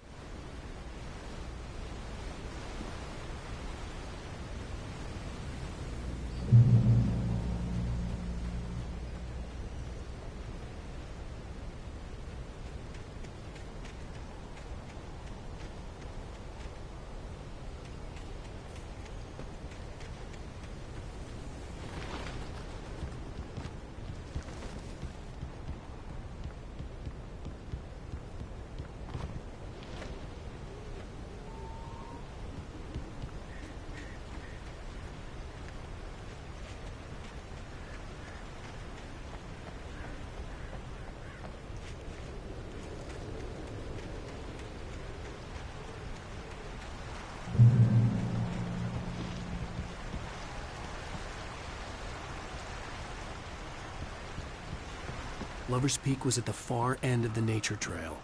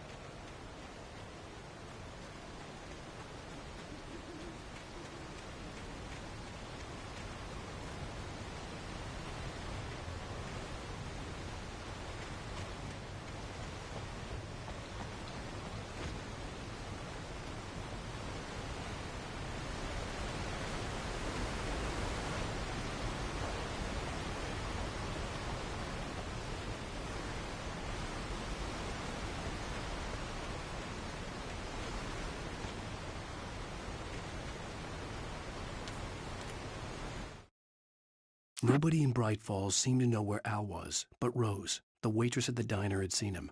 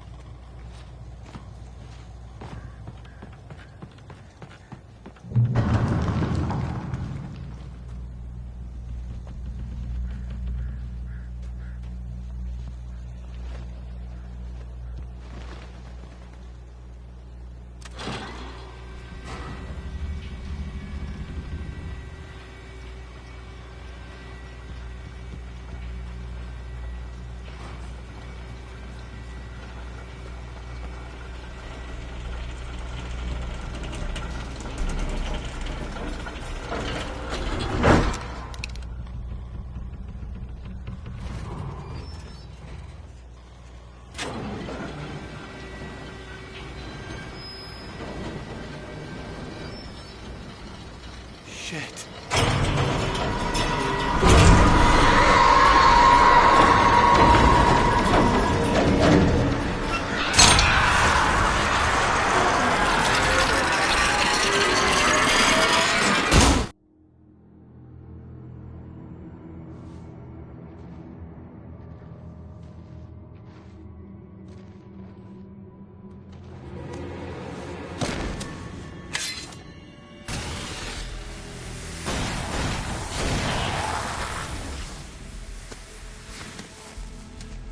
We gotta get moving. More of them coming.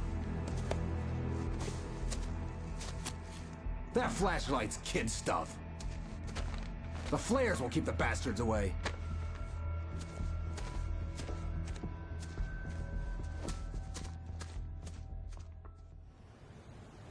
You can see them too?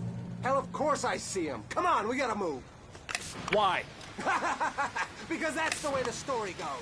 Yeah, but... Let's move! I lost my gun back there. Oh, I've got a gun. Just keep that light steady on him.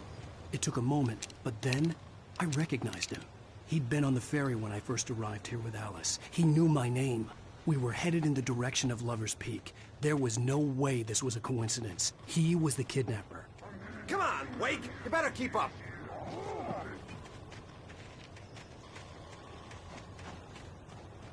Hear that?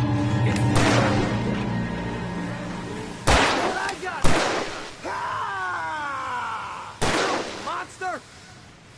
Stop fighting me!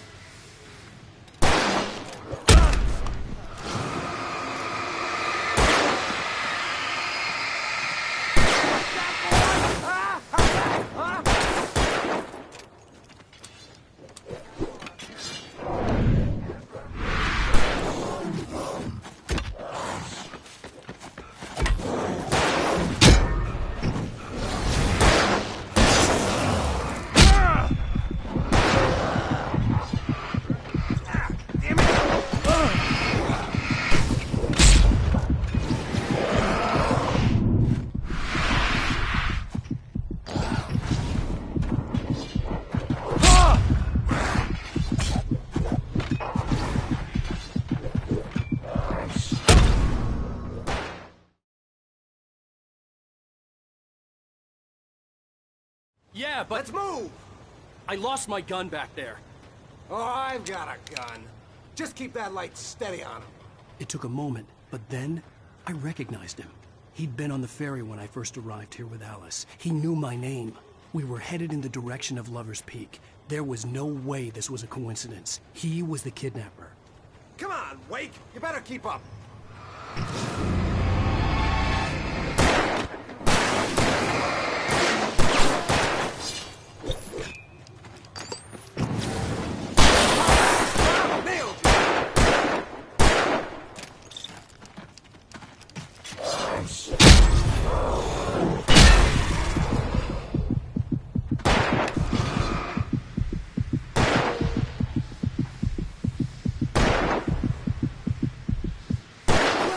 For you.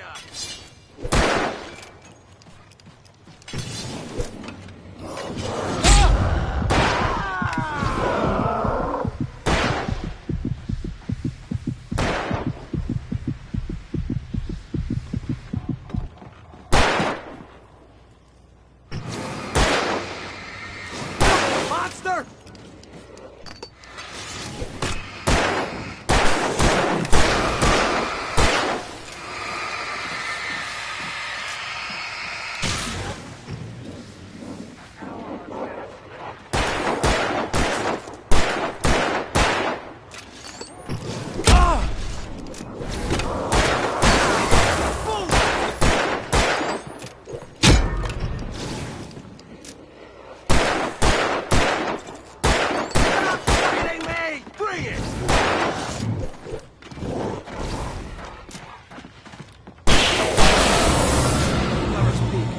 Stairs, Wake.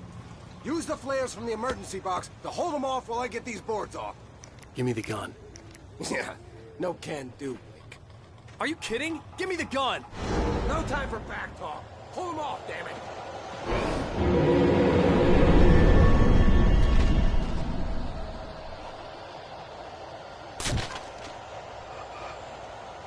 Just a little longer. Scare them off.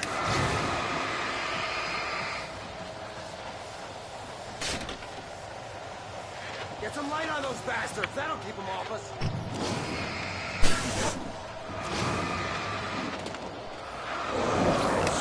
Just a little longer. I almost got it. Okay, it's open. Move it or lose it.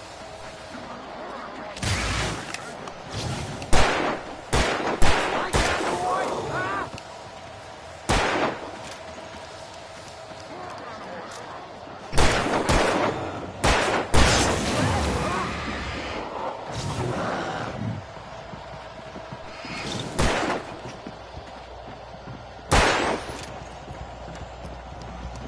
Oh, you feeling better now, Wake? All cozy and safe.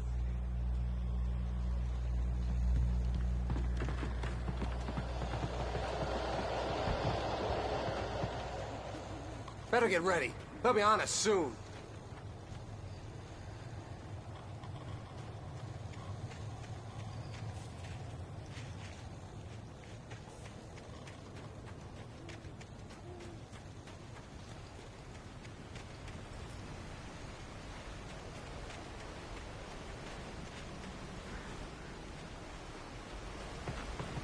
This is it, Wake.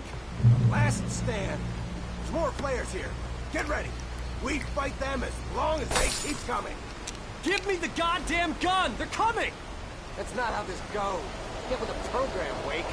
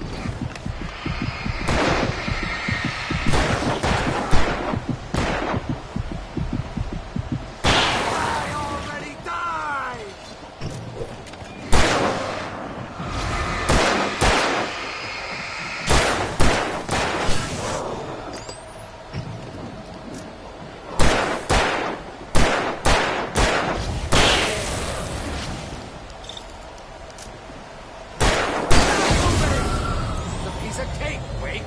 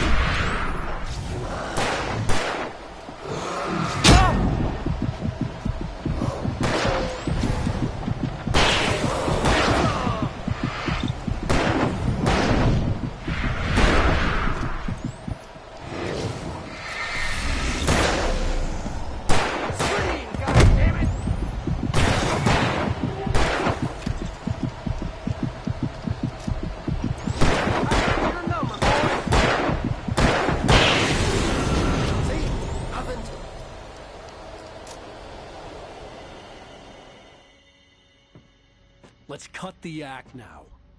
Where's my wife? I knew you were gonna say that. I read it all before. You're a hell of a writer. Congratulations.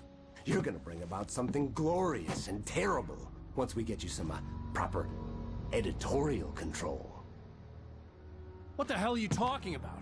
Where's Alice? I want the entire manuscript, or she's gonna suffer bad. You touch her now.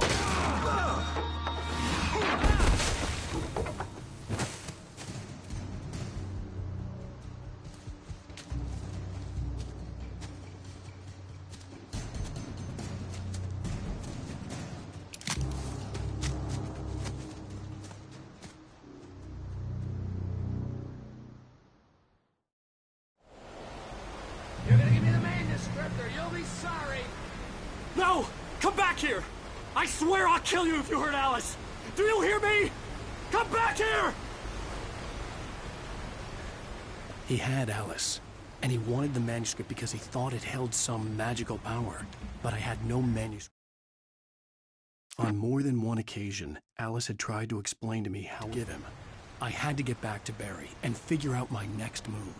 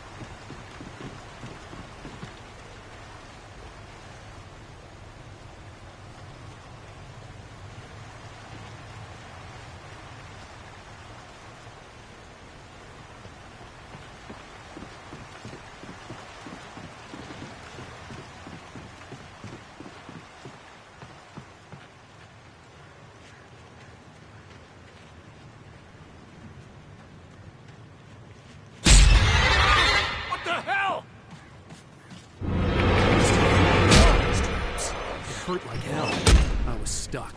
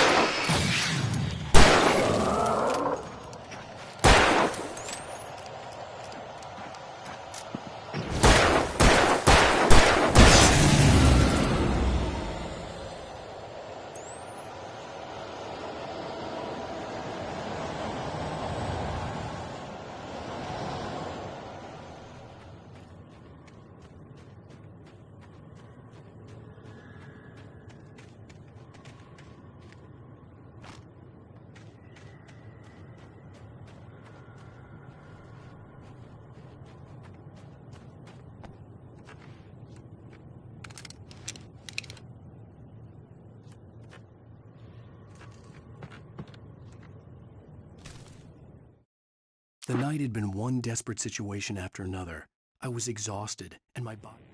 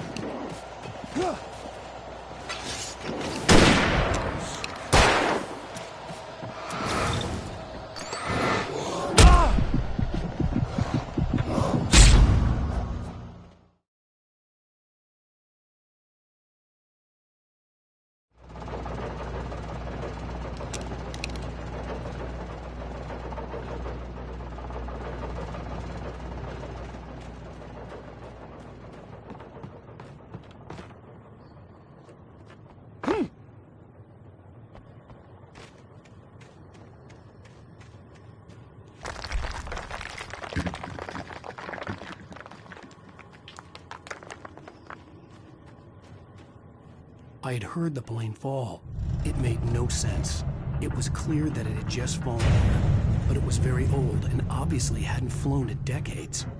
Looking at it sent a shiver down my spine.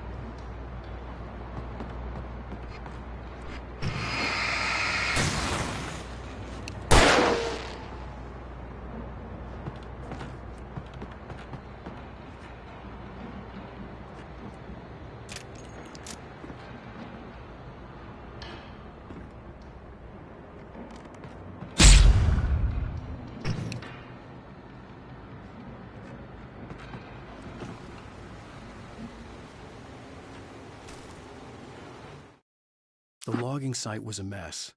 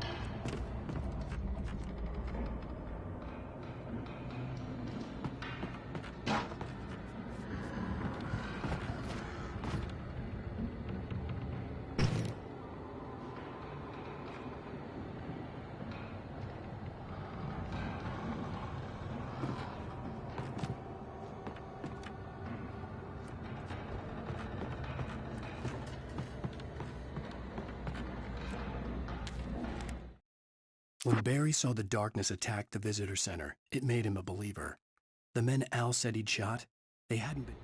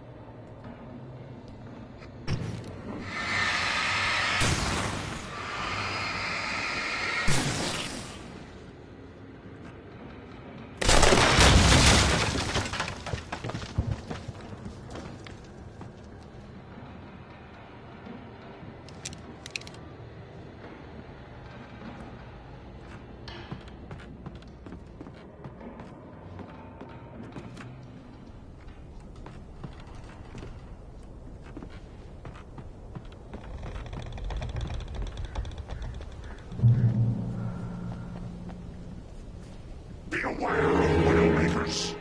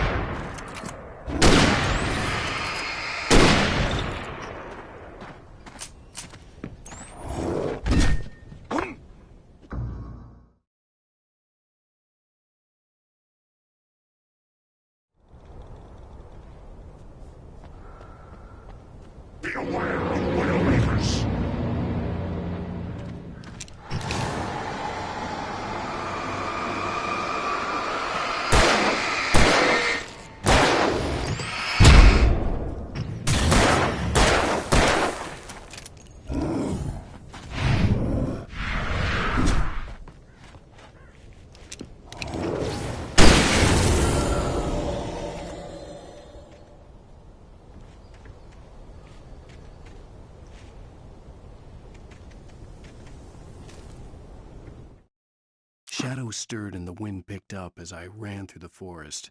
I felt the dark presence.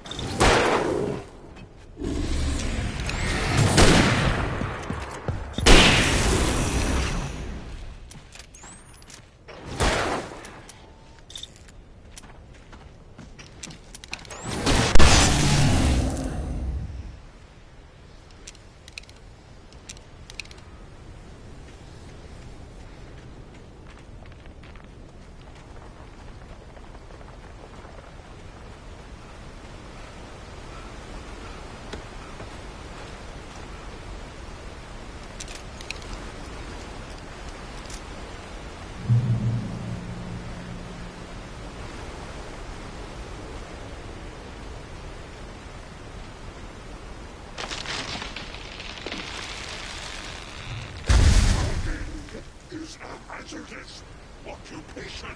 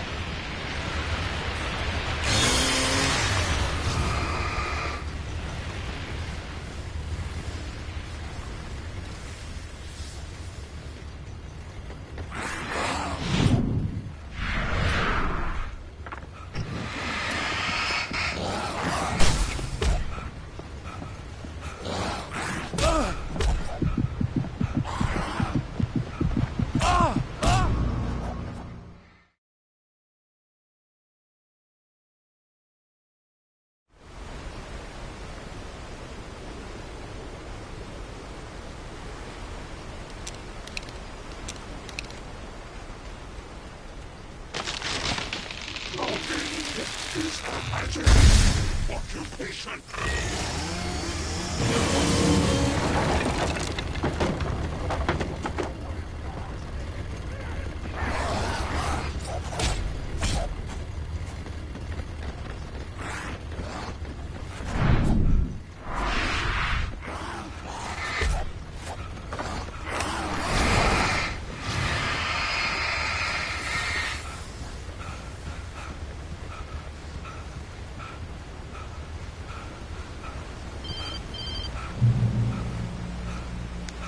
Barry?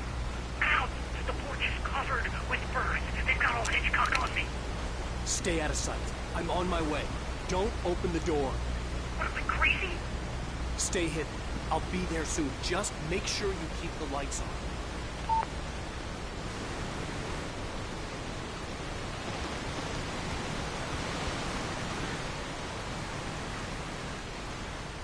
I still had to reach Barry at the cabin, but at least I was out of the woods.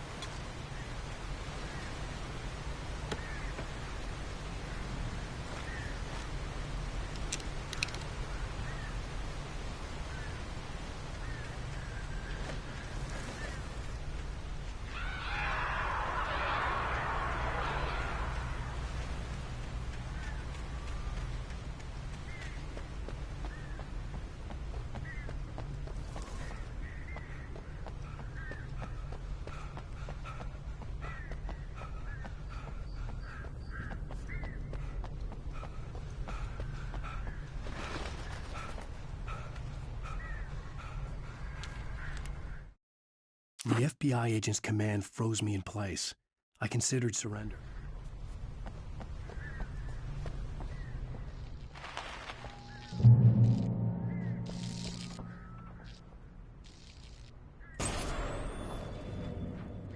A story is not a machine that does what you tell it. A story is a beast with a life of its own. You can create it, shape it, but as the story grows, it starts wanting things of its own. Change one thing and you set off a chain reaction of events that spreads through the whole thing. The characters have to be true to themselves. The events need to follow a logic that fits the story. A single flaw and the magic is gone. The story dies. Alice dies. You can avoid yourself.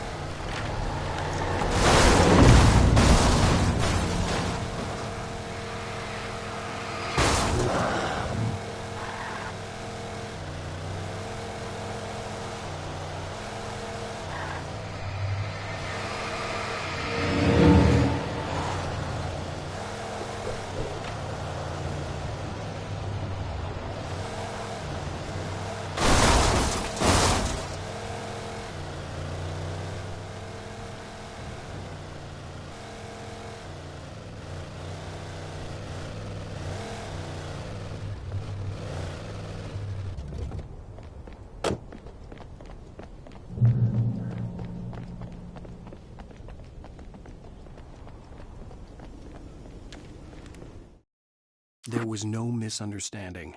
Cauldron Lake was where Alice and I had...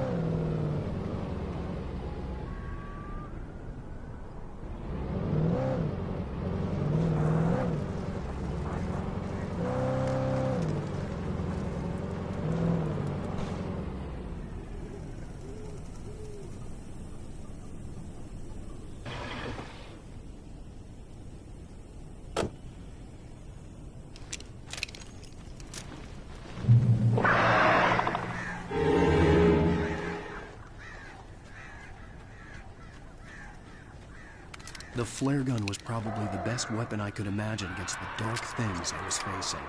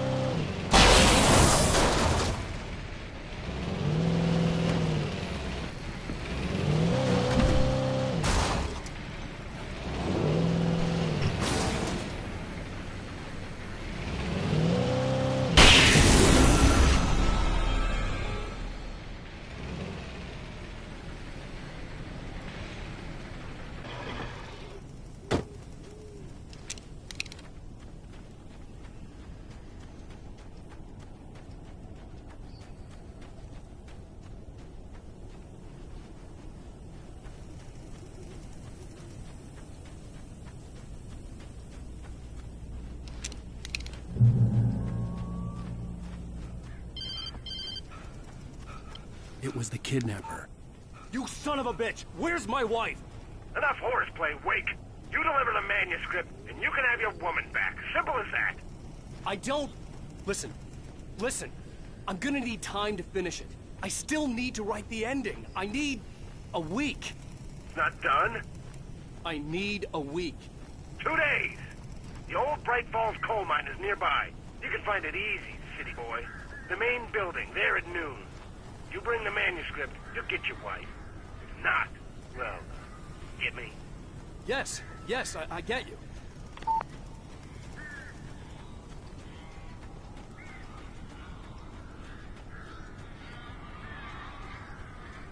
Barry had talked about birds over the phone.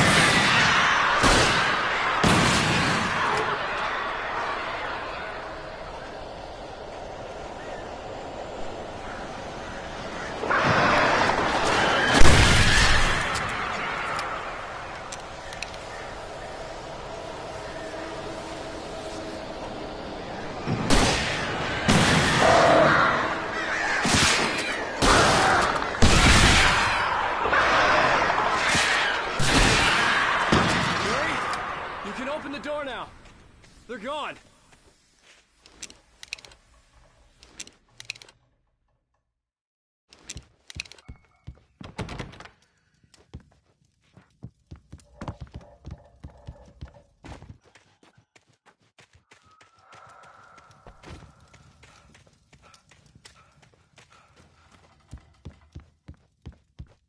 Hey, Al. I'm sorry for thinking you were having a psychotic episode, man. I sent Barry to the town to ask around about a man fitting the kidnapper's description. He'd go through the archives of the local paper. Perhaps he could learn something. Anything about the island and the cabin that had disappeared. The man wanted a manuscript. I had to try to write him one to get Alice back.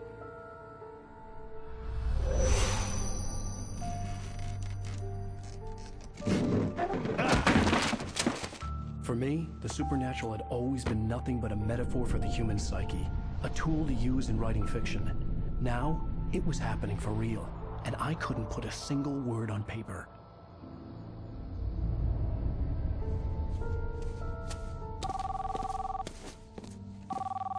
Barry Wheeler speaking. This is Rose. Rose? I found Mr. Wake's pages. Oh, you sweet, brilliant girl. Could you and Mr. Wake come get them? I live in the trailer park outside the town. We'll be there in less than an hour. I know. See you soon. Have a great day. Hope you come back soon. Welcome to the Oh Dear Diner. Good girl.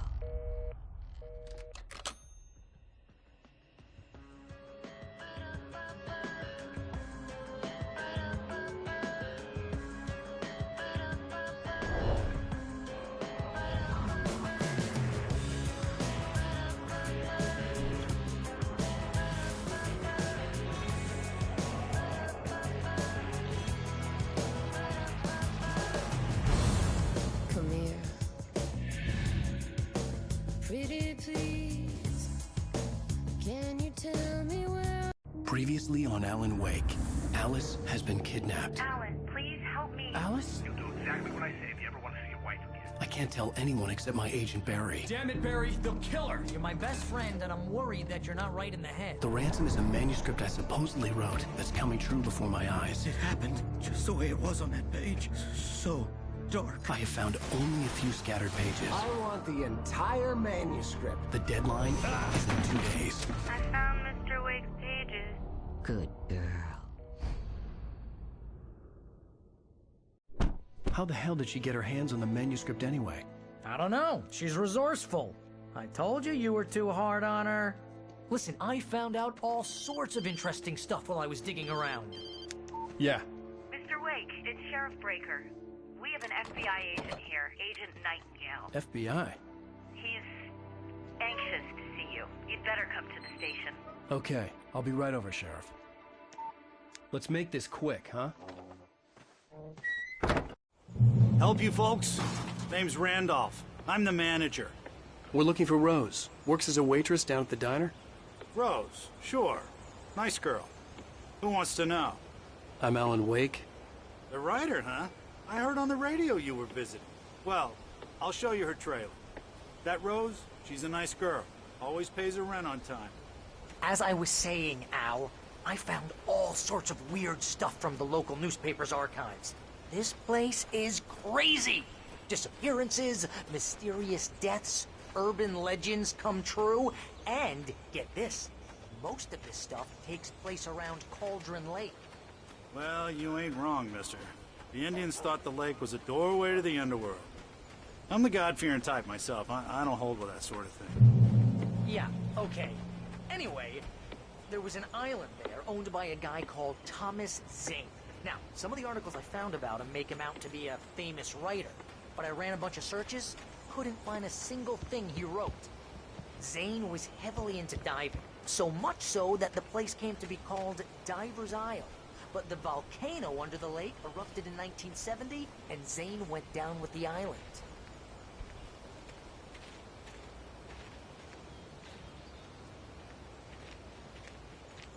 Yeah, how about that? It was there in the morning, as if it had fallen from the sky. But it would take a tornado to lift something like that. We're damn lucky it didn't crush any of the trailers.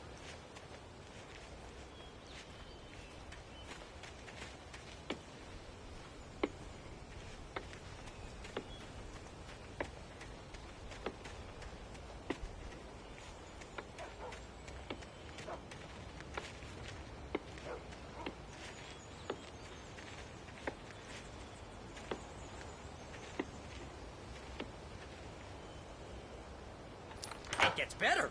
A local girl, Barbara Jagger, drowned in Cauldron Lake just a week earlier. They were lovers. Sure, Jagger's a local spook story. The Scratching Hag. Comes for you in the dark. Childish stuff like that. Anyway, Al, I'm just getting to the best part. All of the articles about this stuff were written by Cynthia Weaver. I asked around, and she's that crazy bag lady you met. What, the lamp lady? She can be a little loopy, but she's not homeless or anything. Yeah, anyway, she knew both Jagger and Zane before they both died, and she had some kind of a breakdown.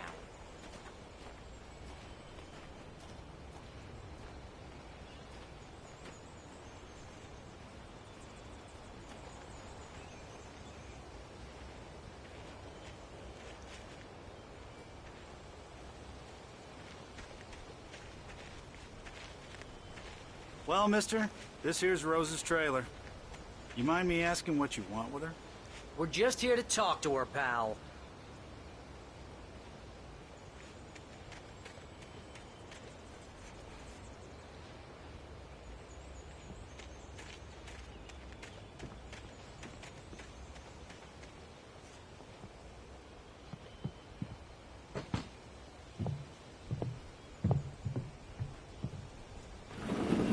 Welcome to... Oh dear, Mr. Wake. I'm so glad you're here. Rose, you have my manuscript? Oh. Oh yes. Yes. Please, come in. Hey, this is really good. Rose, Yes, my manuscript. I really need it. I understand. I know what you need. A muse to inspire you. Oh, for Barry? She doesn't have anything. Yeah, hey, Al? Al, what's... Oh... Barry! What? What?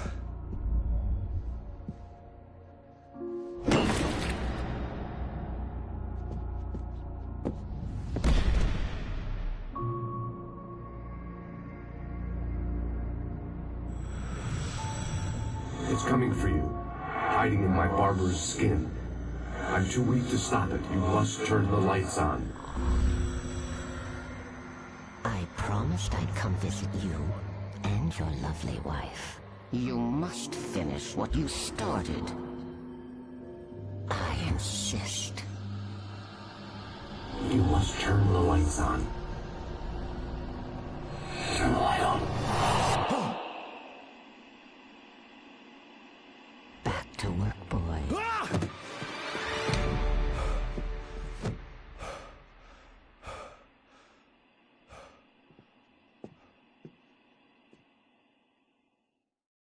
I felt nauseous, hungover. Only anger kept me going. I can't tell reality from dream anymore, but it seems I have an imaginary editor to help me. She's an old woman in a funeral dress. I call her Barbara Jagger. She's very strict. I'm writing faster and faster. My manuscript is being heavily revised. The edits are getting very aggressive, and each day there's less of me and more of her. I hate it, but I know she's right. She promises me I can save Alice this way. She knows more of this than I do. About the complex incantation I'm attempting. About this place. She's worked with another writer under similar circumstances, Thomas Zane. The genre of the story seems to be shifting. It's turning into a horror story. I'm getting close. I can feel it.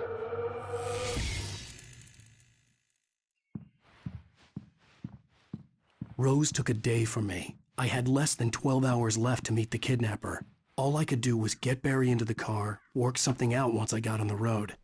Welcome to the Oh Dear Diner. What can I get you today? Coffee? I couldn't work up much hate for Rose. Something had used her to get to me, and left its mark. First refill is free. Milk and sugar on the counter there. Would you like to hear today's specials? Thank you. A nice day. Come back soon.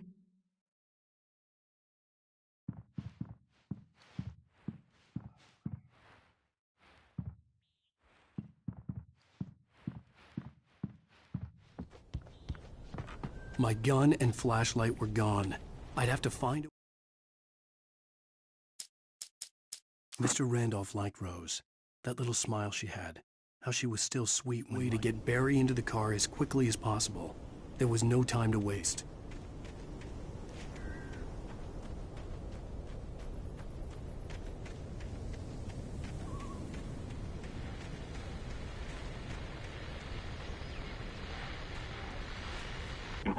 I just stepped outside to catch a breath of fresh air, and let me tell you, the weather's getting heavy. Nights like this make me especially glad I'm here talking to you and not home in bed. Once the weather takes a turn like this, I can't sleep at all. It's all tangled bed sheets and dark thoughts, punctuated by the occasional plunge into nightmare. Is it just me? Well, perhaps it is. But I hope I can make the night a little bit easier to get through. Caller, you're on KBF FM. Hey, Pat, it's Walt Snyder. What's on your mind, Walt? Well, I ain't the way you are, but, well, I can't sleep either, you know? I just been staring out the window here, trying to make sense of it all, but, I ain't been drinking either, you know? I just... Well, you sound like a man with a problem, Walt. I had argument with Danny, Danny, and, then I got in trouble with the law, and, I'm just, well... I heard something like that, Walt. Yeah, well, he's, Danny's my best friend, and, they let me out on bail today, and now I'm just alone here at the window, waiting. Man, and there's something in the air tonight, man. I was just outside looking up at the sky above our broadcast tower thinking the same thing. What are you waiting for, Walt? I don't know. Something's gonna happen. I think I better go. Well, Walt, maybe... No, thanks, Pat. Well, good luck to you, Walt. Hang in there. Let's take a little break, folks. This weather's really something else, huh?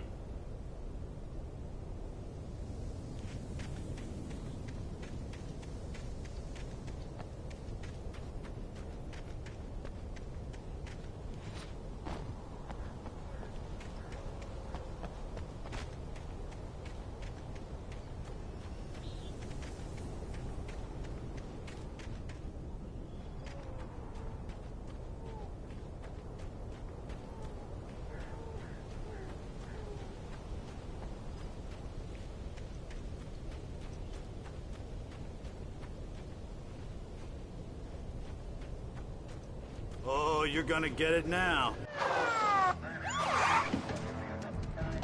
God knows what you've done to that poor girl. This is Agent Nightingale, FBI! Get him up, Hemingway! You're under arrest. You move a muscle, I'll unload right in your goddamn face! Stay right where you are, Spillane!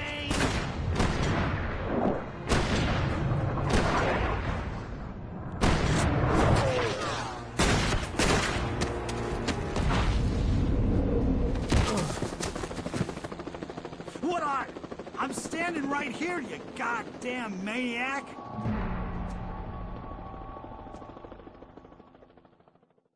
I hated to leave Barry behind, but there was no way I'd miss my appointment with the kidnapper. Give it up, Mr. Wake! Come on! Make it easy on him! Get after him! Don't let him get away! Move it! Move it! Move it! I'll have your chops if you let him get away!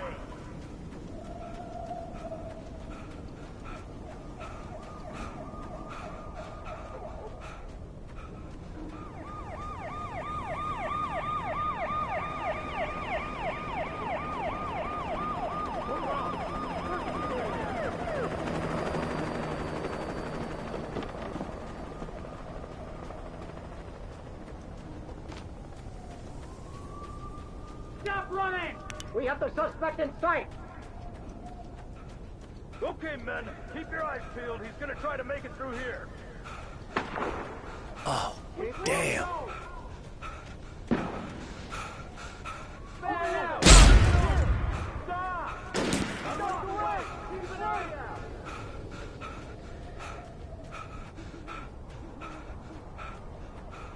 God damn it! Where did he go? He slipped away. Keep an eye out.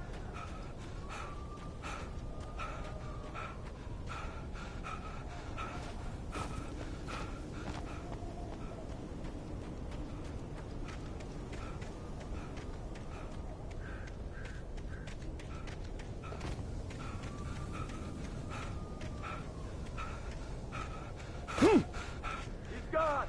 Come on, guys. We need to head him off. For decades, the darkness that wore Barbara Jagger's skin slipped.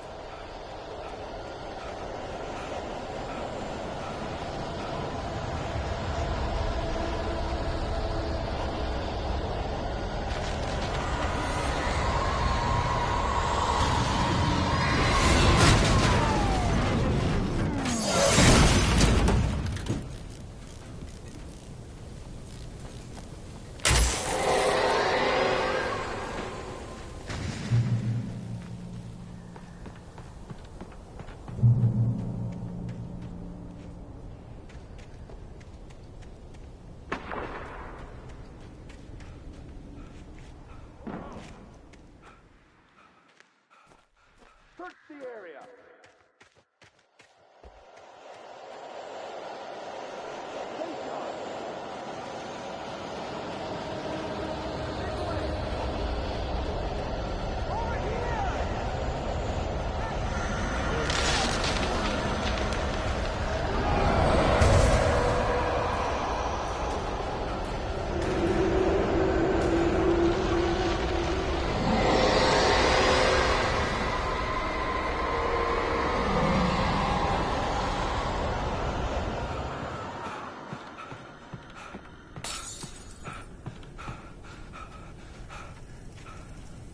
This horror was everywhere I went, circling me.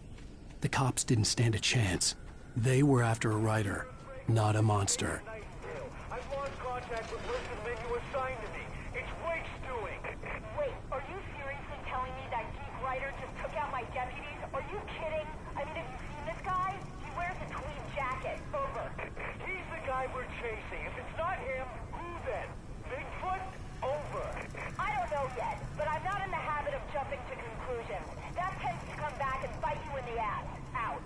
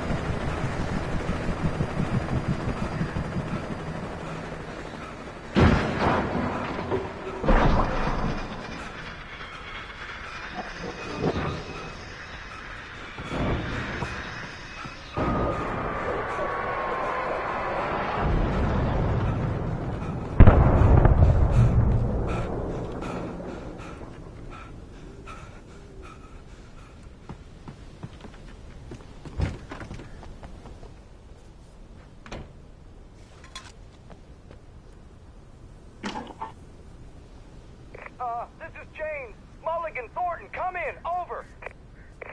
Thornton here. Gates. We got both Wheeler and Rose in custody. They didn't put up a fight or anything. Why, they were... Hey, Mulligan, what you doing? Come on! Sit down and give me that. James, Mulligan here. Over. Go ahead, Mulligan. Over. We got Wheeler and Rose here. Wheeler's drunk or hopped up on something. Speaking of which, that Fed had a pretty distinctive whiff of load of scotch about it. You know what I mean? Over. I don't have anything on that, Deputy Mulligan. Over. Well, whatever. Anyway, Rose is just being plain weird here. You better get Doc in to take a look, folks. Over. Gotcha. You better get them here quickly. The Fed's gonna want to interview Wheeler. Over. Oh, yeah, I'll bet. Looks like they have a lot in common. Mulligan out.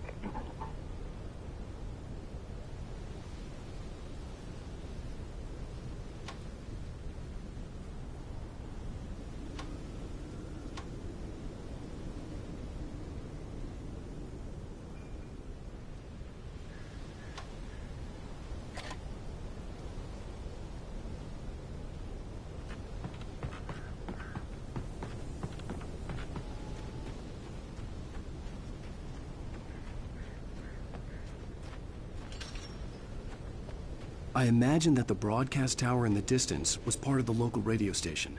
Maine seemed like a decent guy. Perhaps he could give me directions to the coal mine.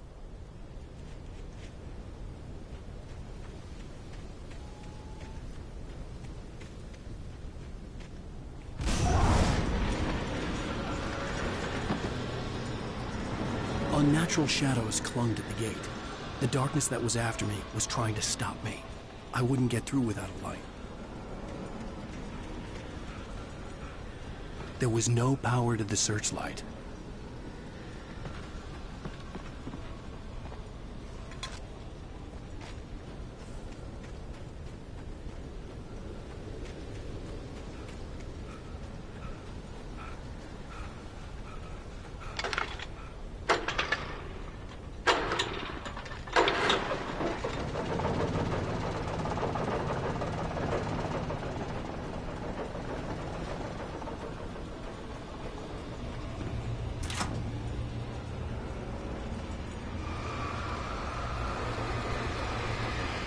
The old generator conked out. I'd have to see if I could fix it and try again.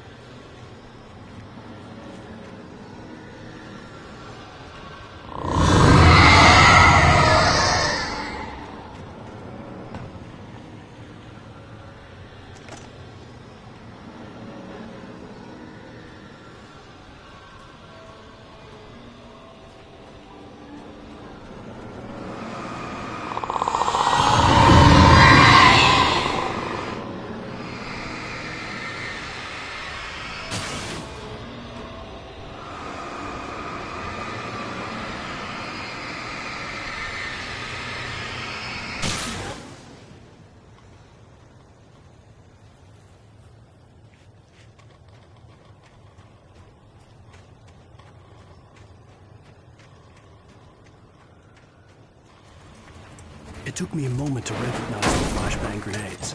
They were an ideal weapon for my situation. Team 1, come in. Over. Team 1, this is Sheriff Breaker. Report. Over. Team 2, come in. I need a report. Over. Come on, guys. Talk to me. Come in, please. Over.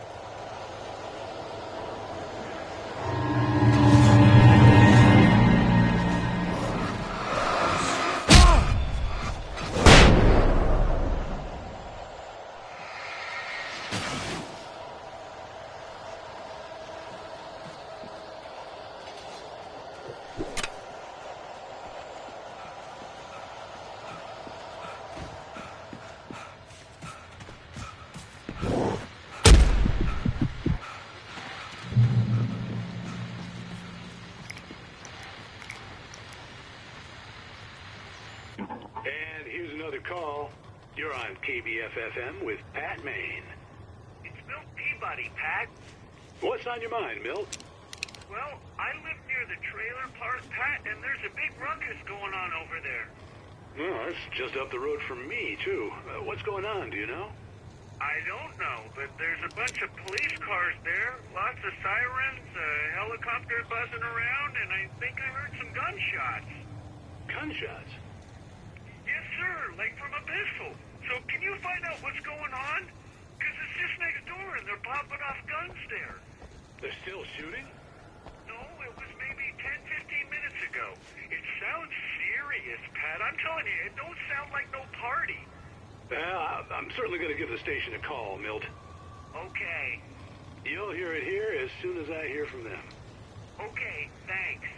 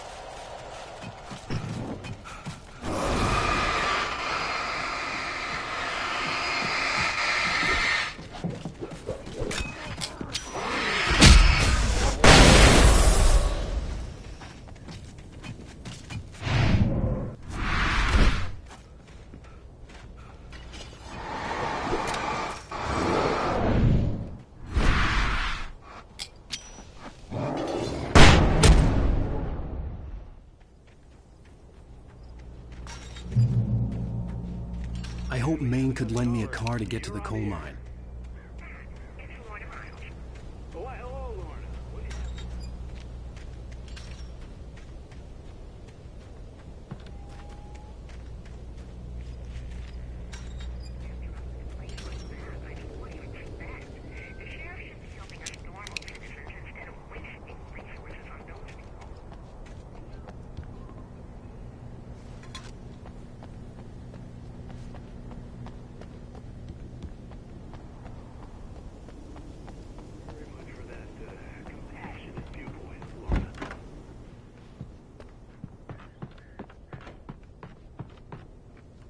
Oh, here's a little surprise. The famous writer Alan Wake just walked in. Folks, I'm going to see if I can talk him into an interview. Come on in, Mr. Wake. Oh, I'm so glad you could find the time to do this, Mr. Wake. Nowhere to run now, Dan Brown. You back away from me. Don't hurt. Whoa. Everyone calm down. Put the gun down. We're all friends here, right? Cool your jets, Nightingale. We got him. Judas Priest! What the hell's the matter with you? There's a civilian in there.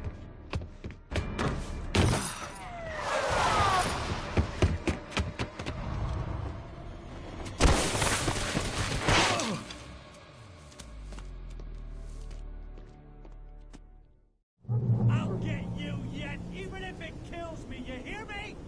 You hear me, H.P. Lovecraft? I had fallen off so many cliffs it was ridiculous. That's what you get for naming a book The Sudden Stop. It was probably good I hadn't had the chance to tell Maine where I was going.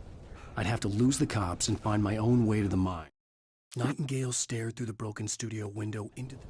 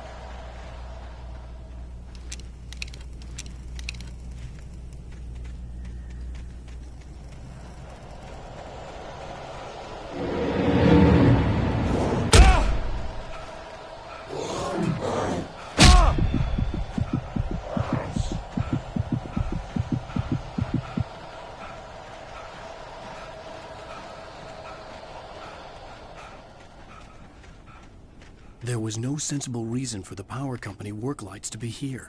It was almost as if they'd been left for someone like me to use.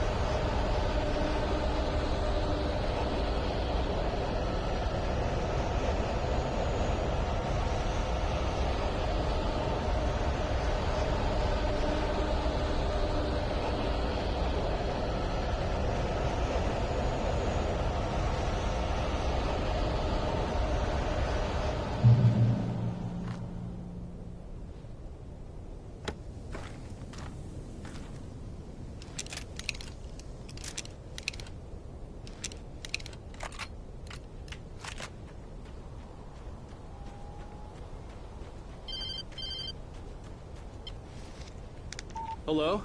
The most stubborn man I've ever met. Alice? Alice? Alan, I'm so afraid. He keeps me in the dark. Please help me. I look at you, Alan, and it's not you. Something else. It's looking out from behind your eyes. Alice, I'm here. I'm so alone here. It's all gonna go to hell. You need to be careful. Cooperate. The connection had been terrible, but that wasn't the only thing that hadn't been right with the call. The pipe wrenched itself loose from the bridges wrong somehow, but she had called me. I could see a railway bridge up ahead, and a warehouse of some sort on the opposite shore. I hoped I could find a car from there.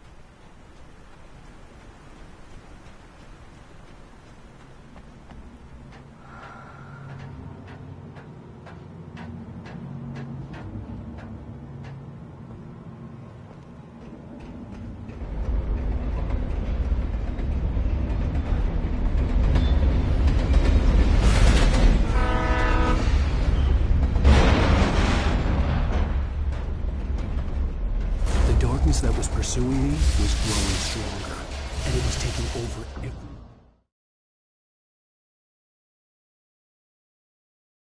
On the opposite shore. I hoped I could find a car from there.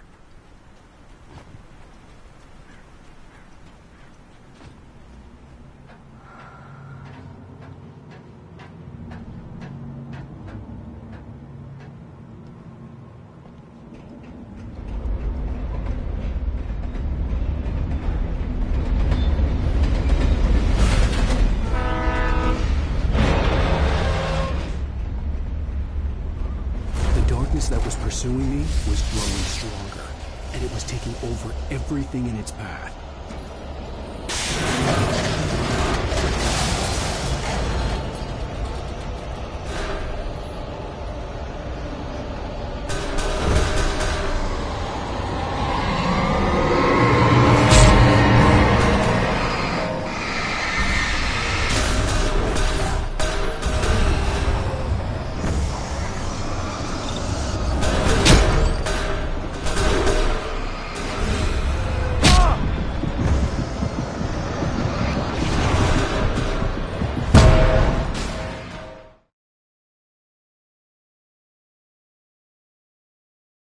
Opposite shore. I hoped I could find a car from there.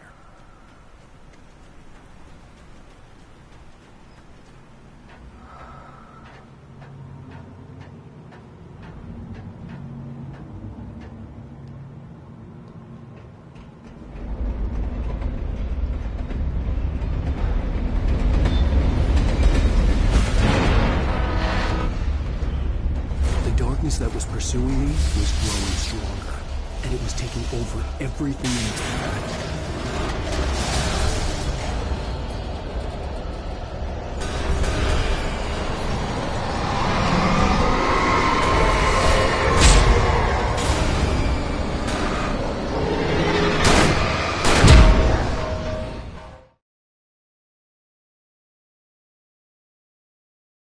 The opposite shore. I hoped I could find a car from there.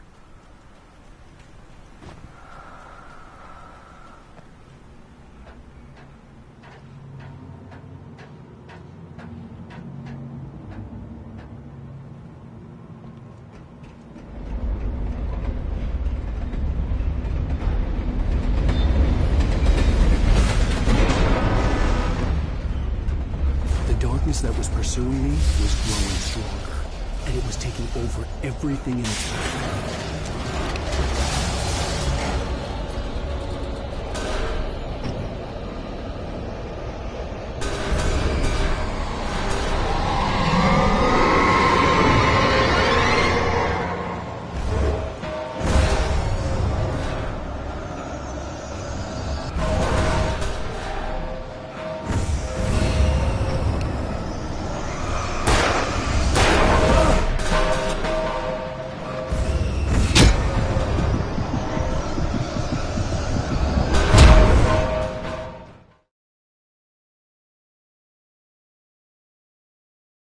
The opposite shore. I hoped I could find a car from there.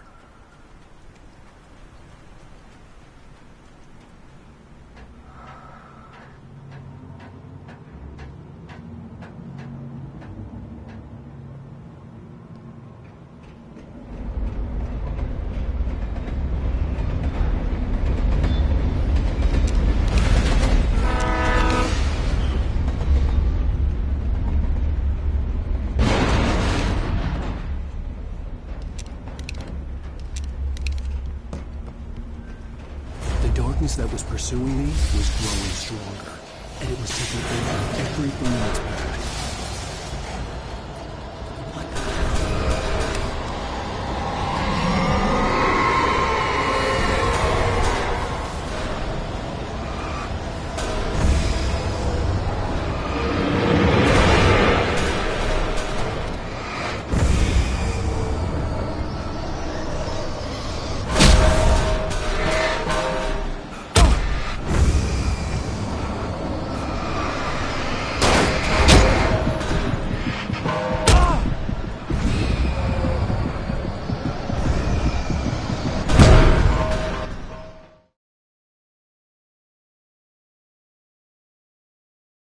Opposite shore.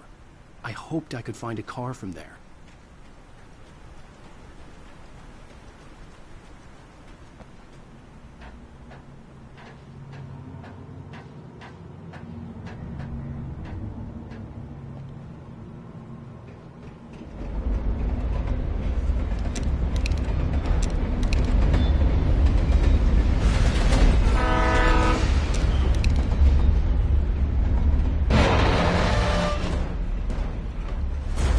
That was pursuing me was growing stronger, and it was taking over everything in its path.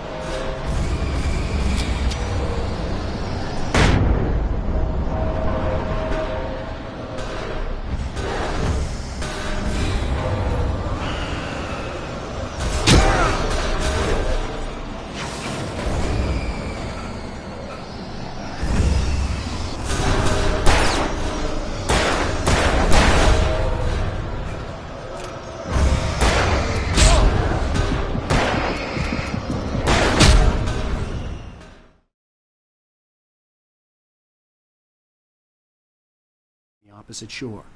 I hoped I could find a car from there.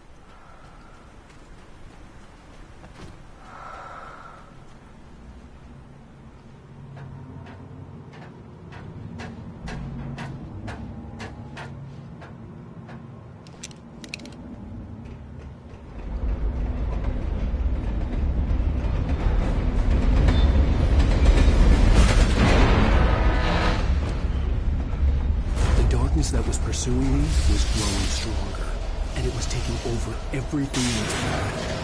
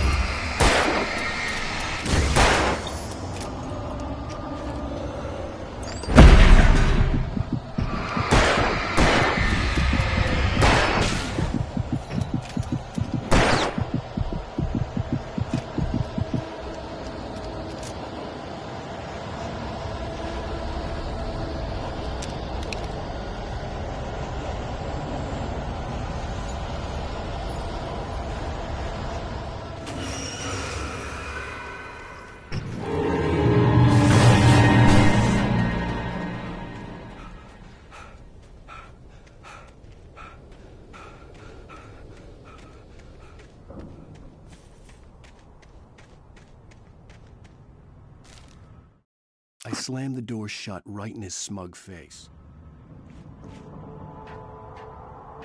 As a teenager, just starting to get interested in writing, Stephen King had been a source of inspiration to me. I thought about all the inanimate objects that had come to life in his books. No one is safe in a good horror story. Certainly not the protagonist. That's what makes them fun. This was anything but. The darkness could possess anything, and it was getting closer.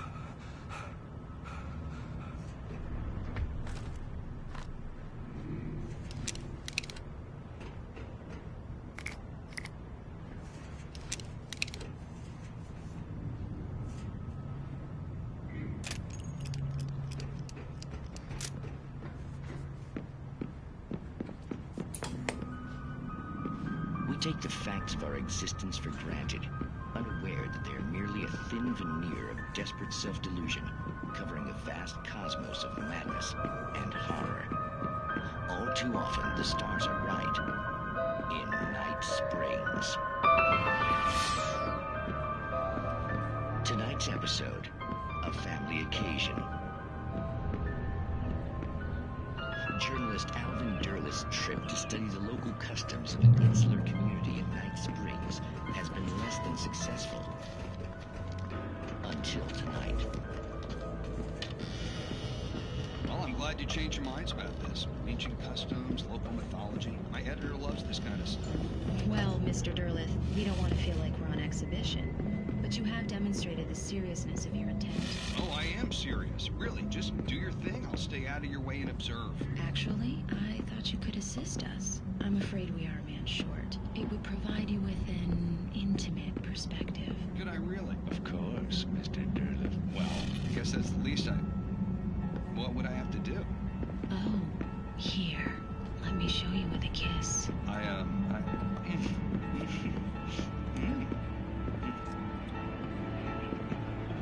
What did you...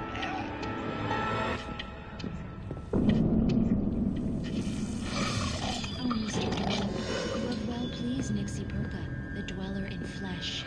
Your body shall host his 1,000 young, and all shall be glory.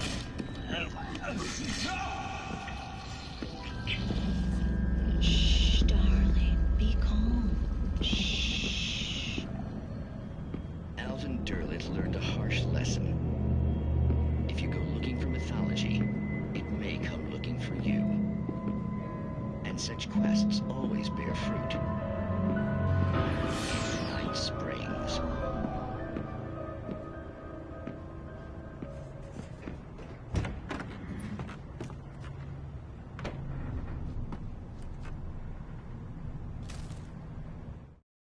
The darkness surged towards me, sucking everything loose.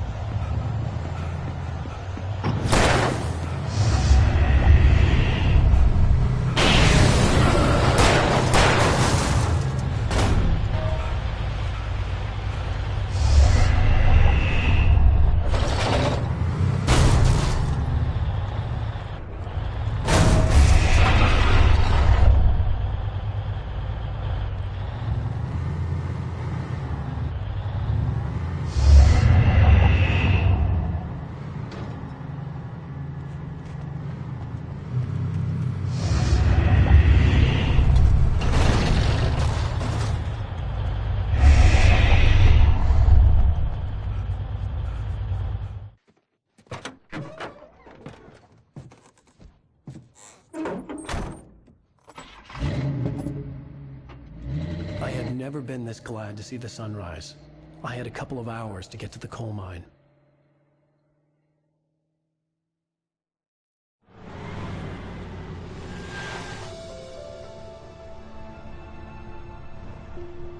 The coal mine wasn't far now.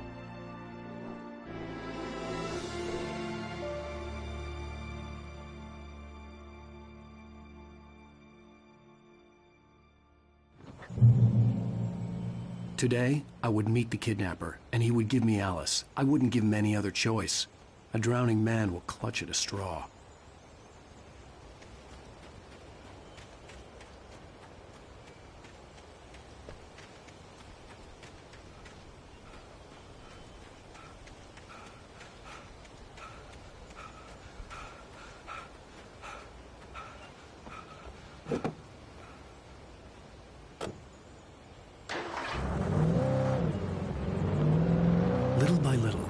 Realizing it, I'd come to believe that the story in the manuscript was coming true. The current of its narrative had taken me deeper and deeper into dark waters. Alice had been taken from me. Barry was probably in jail. I was a fugitive from the FBI. The whole world taken over by the dark presence was trying to destroy me. It all felt real, but it matched a textbook case of insanity.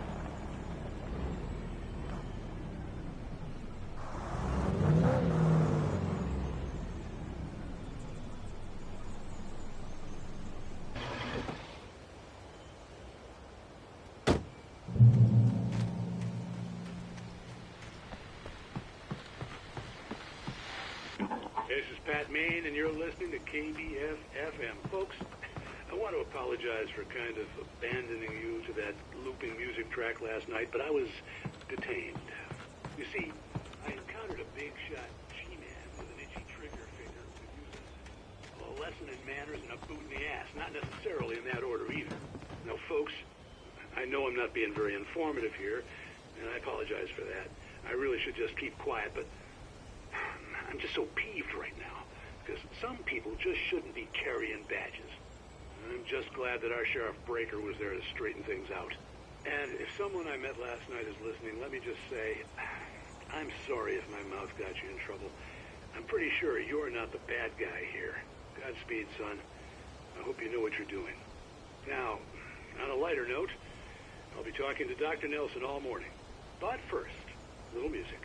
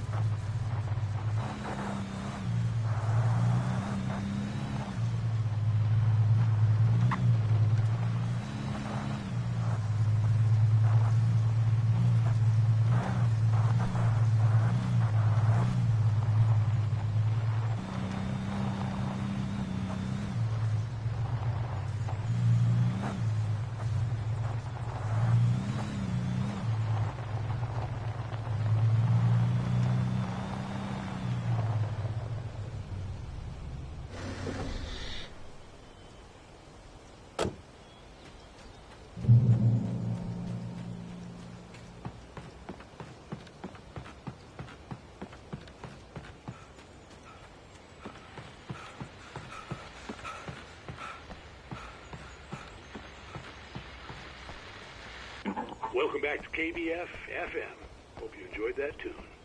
Now, Doc, you were talking about life and finding that special someone, that soulmate. Well, you were talking about that. I was saying I don't buy it. Well, see, to me, that's strange, because I always pegged you as a hopeless romantic. You got me there, Pat. But I think love's where you look for it. And you need to do a lot of looking, sure.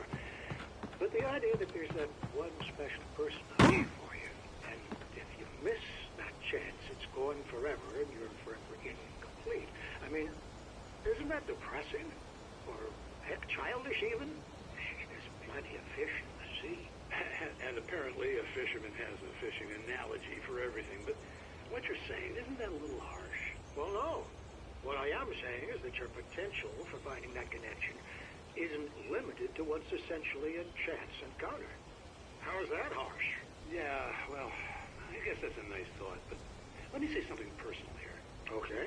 Now, well, I don't disagree with you exactly, but I can't really fit that together with what I feel, what I felt for someone, because she was the one, she was.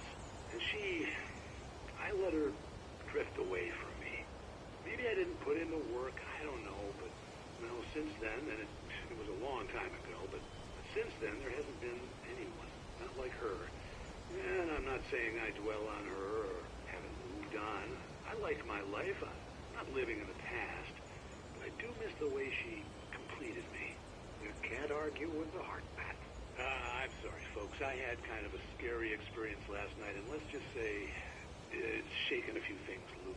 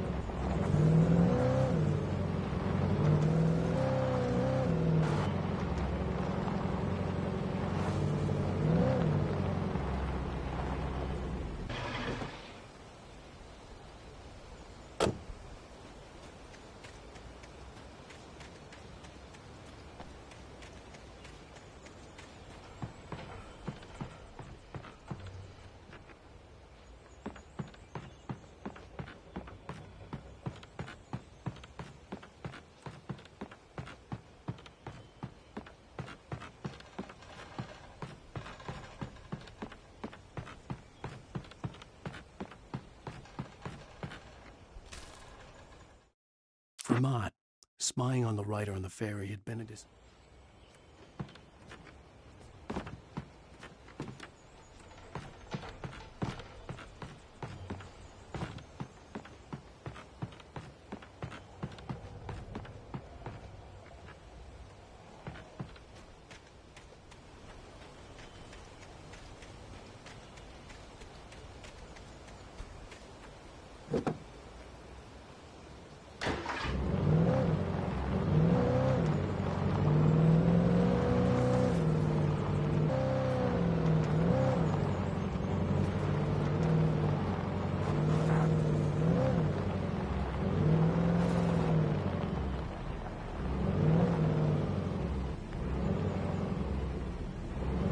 I was early.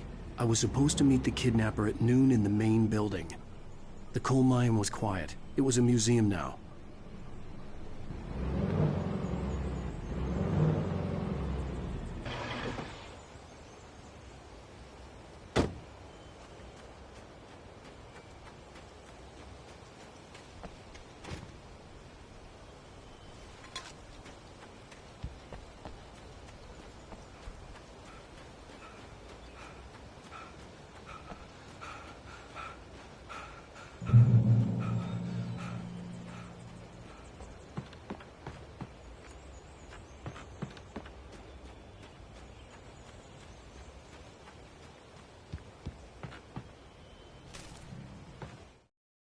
With Nightingale gone and the night wind blowing in through the broken studio window.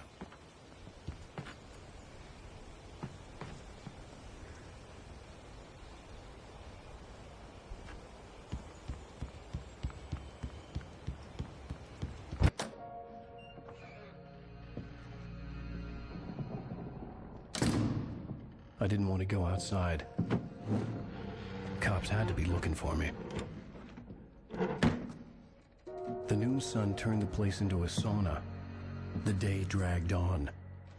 Different scenarios ran through my mind. Ways of how I'd torture the kidnapper to get Alice back. Or the different horrible things he could have done to her. I imagined her dead. I had no way of knowing she was still alive. It was killing me. I was running on blind hope. It was all a waste of time. The bastard never showed up.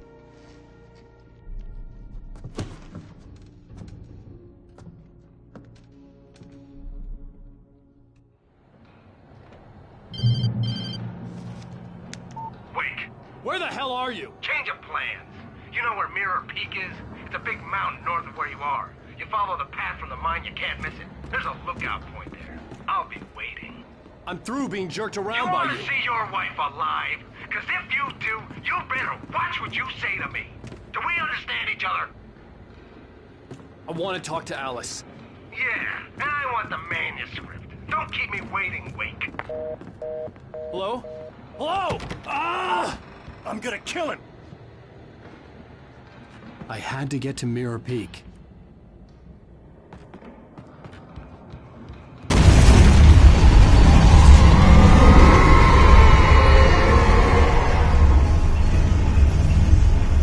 It was close. Maybe closer than ever before.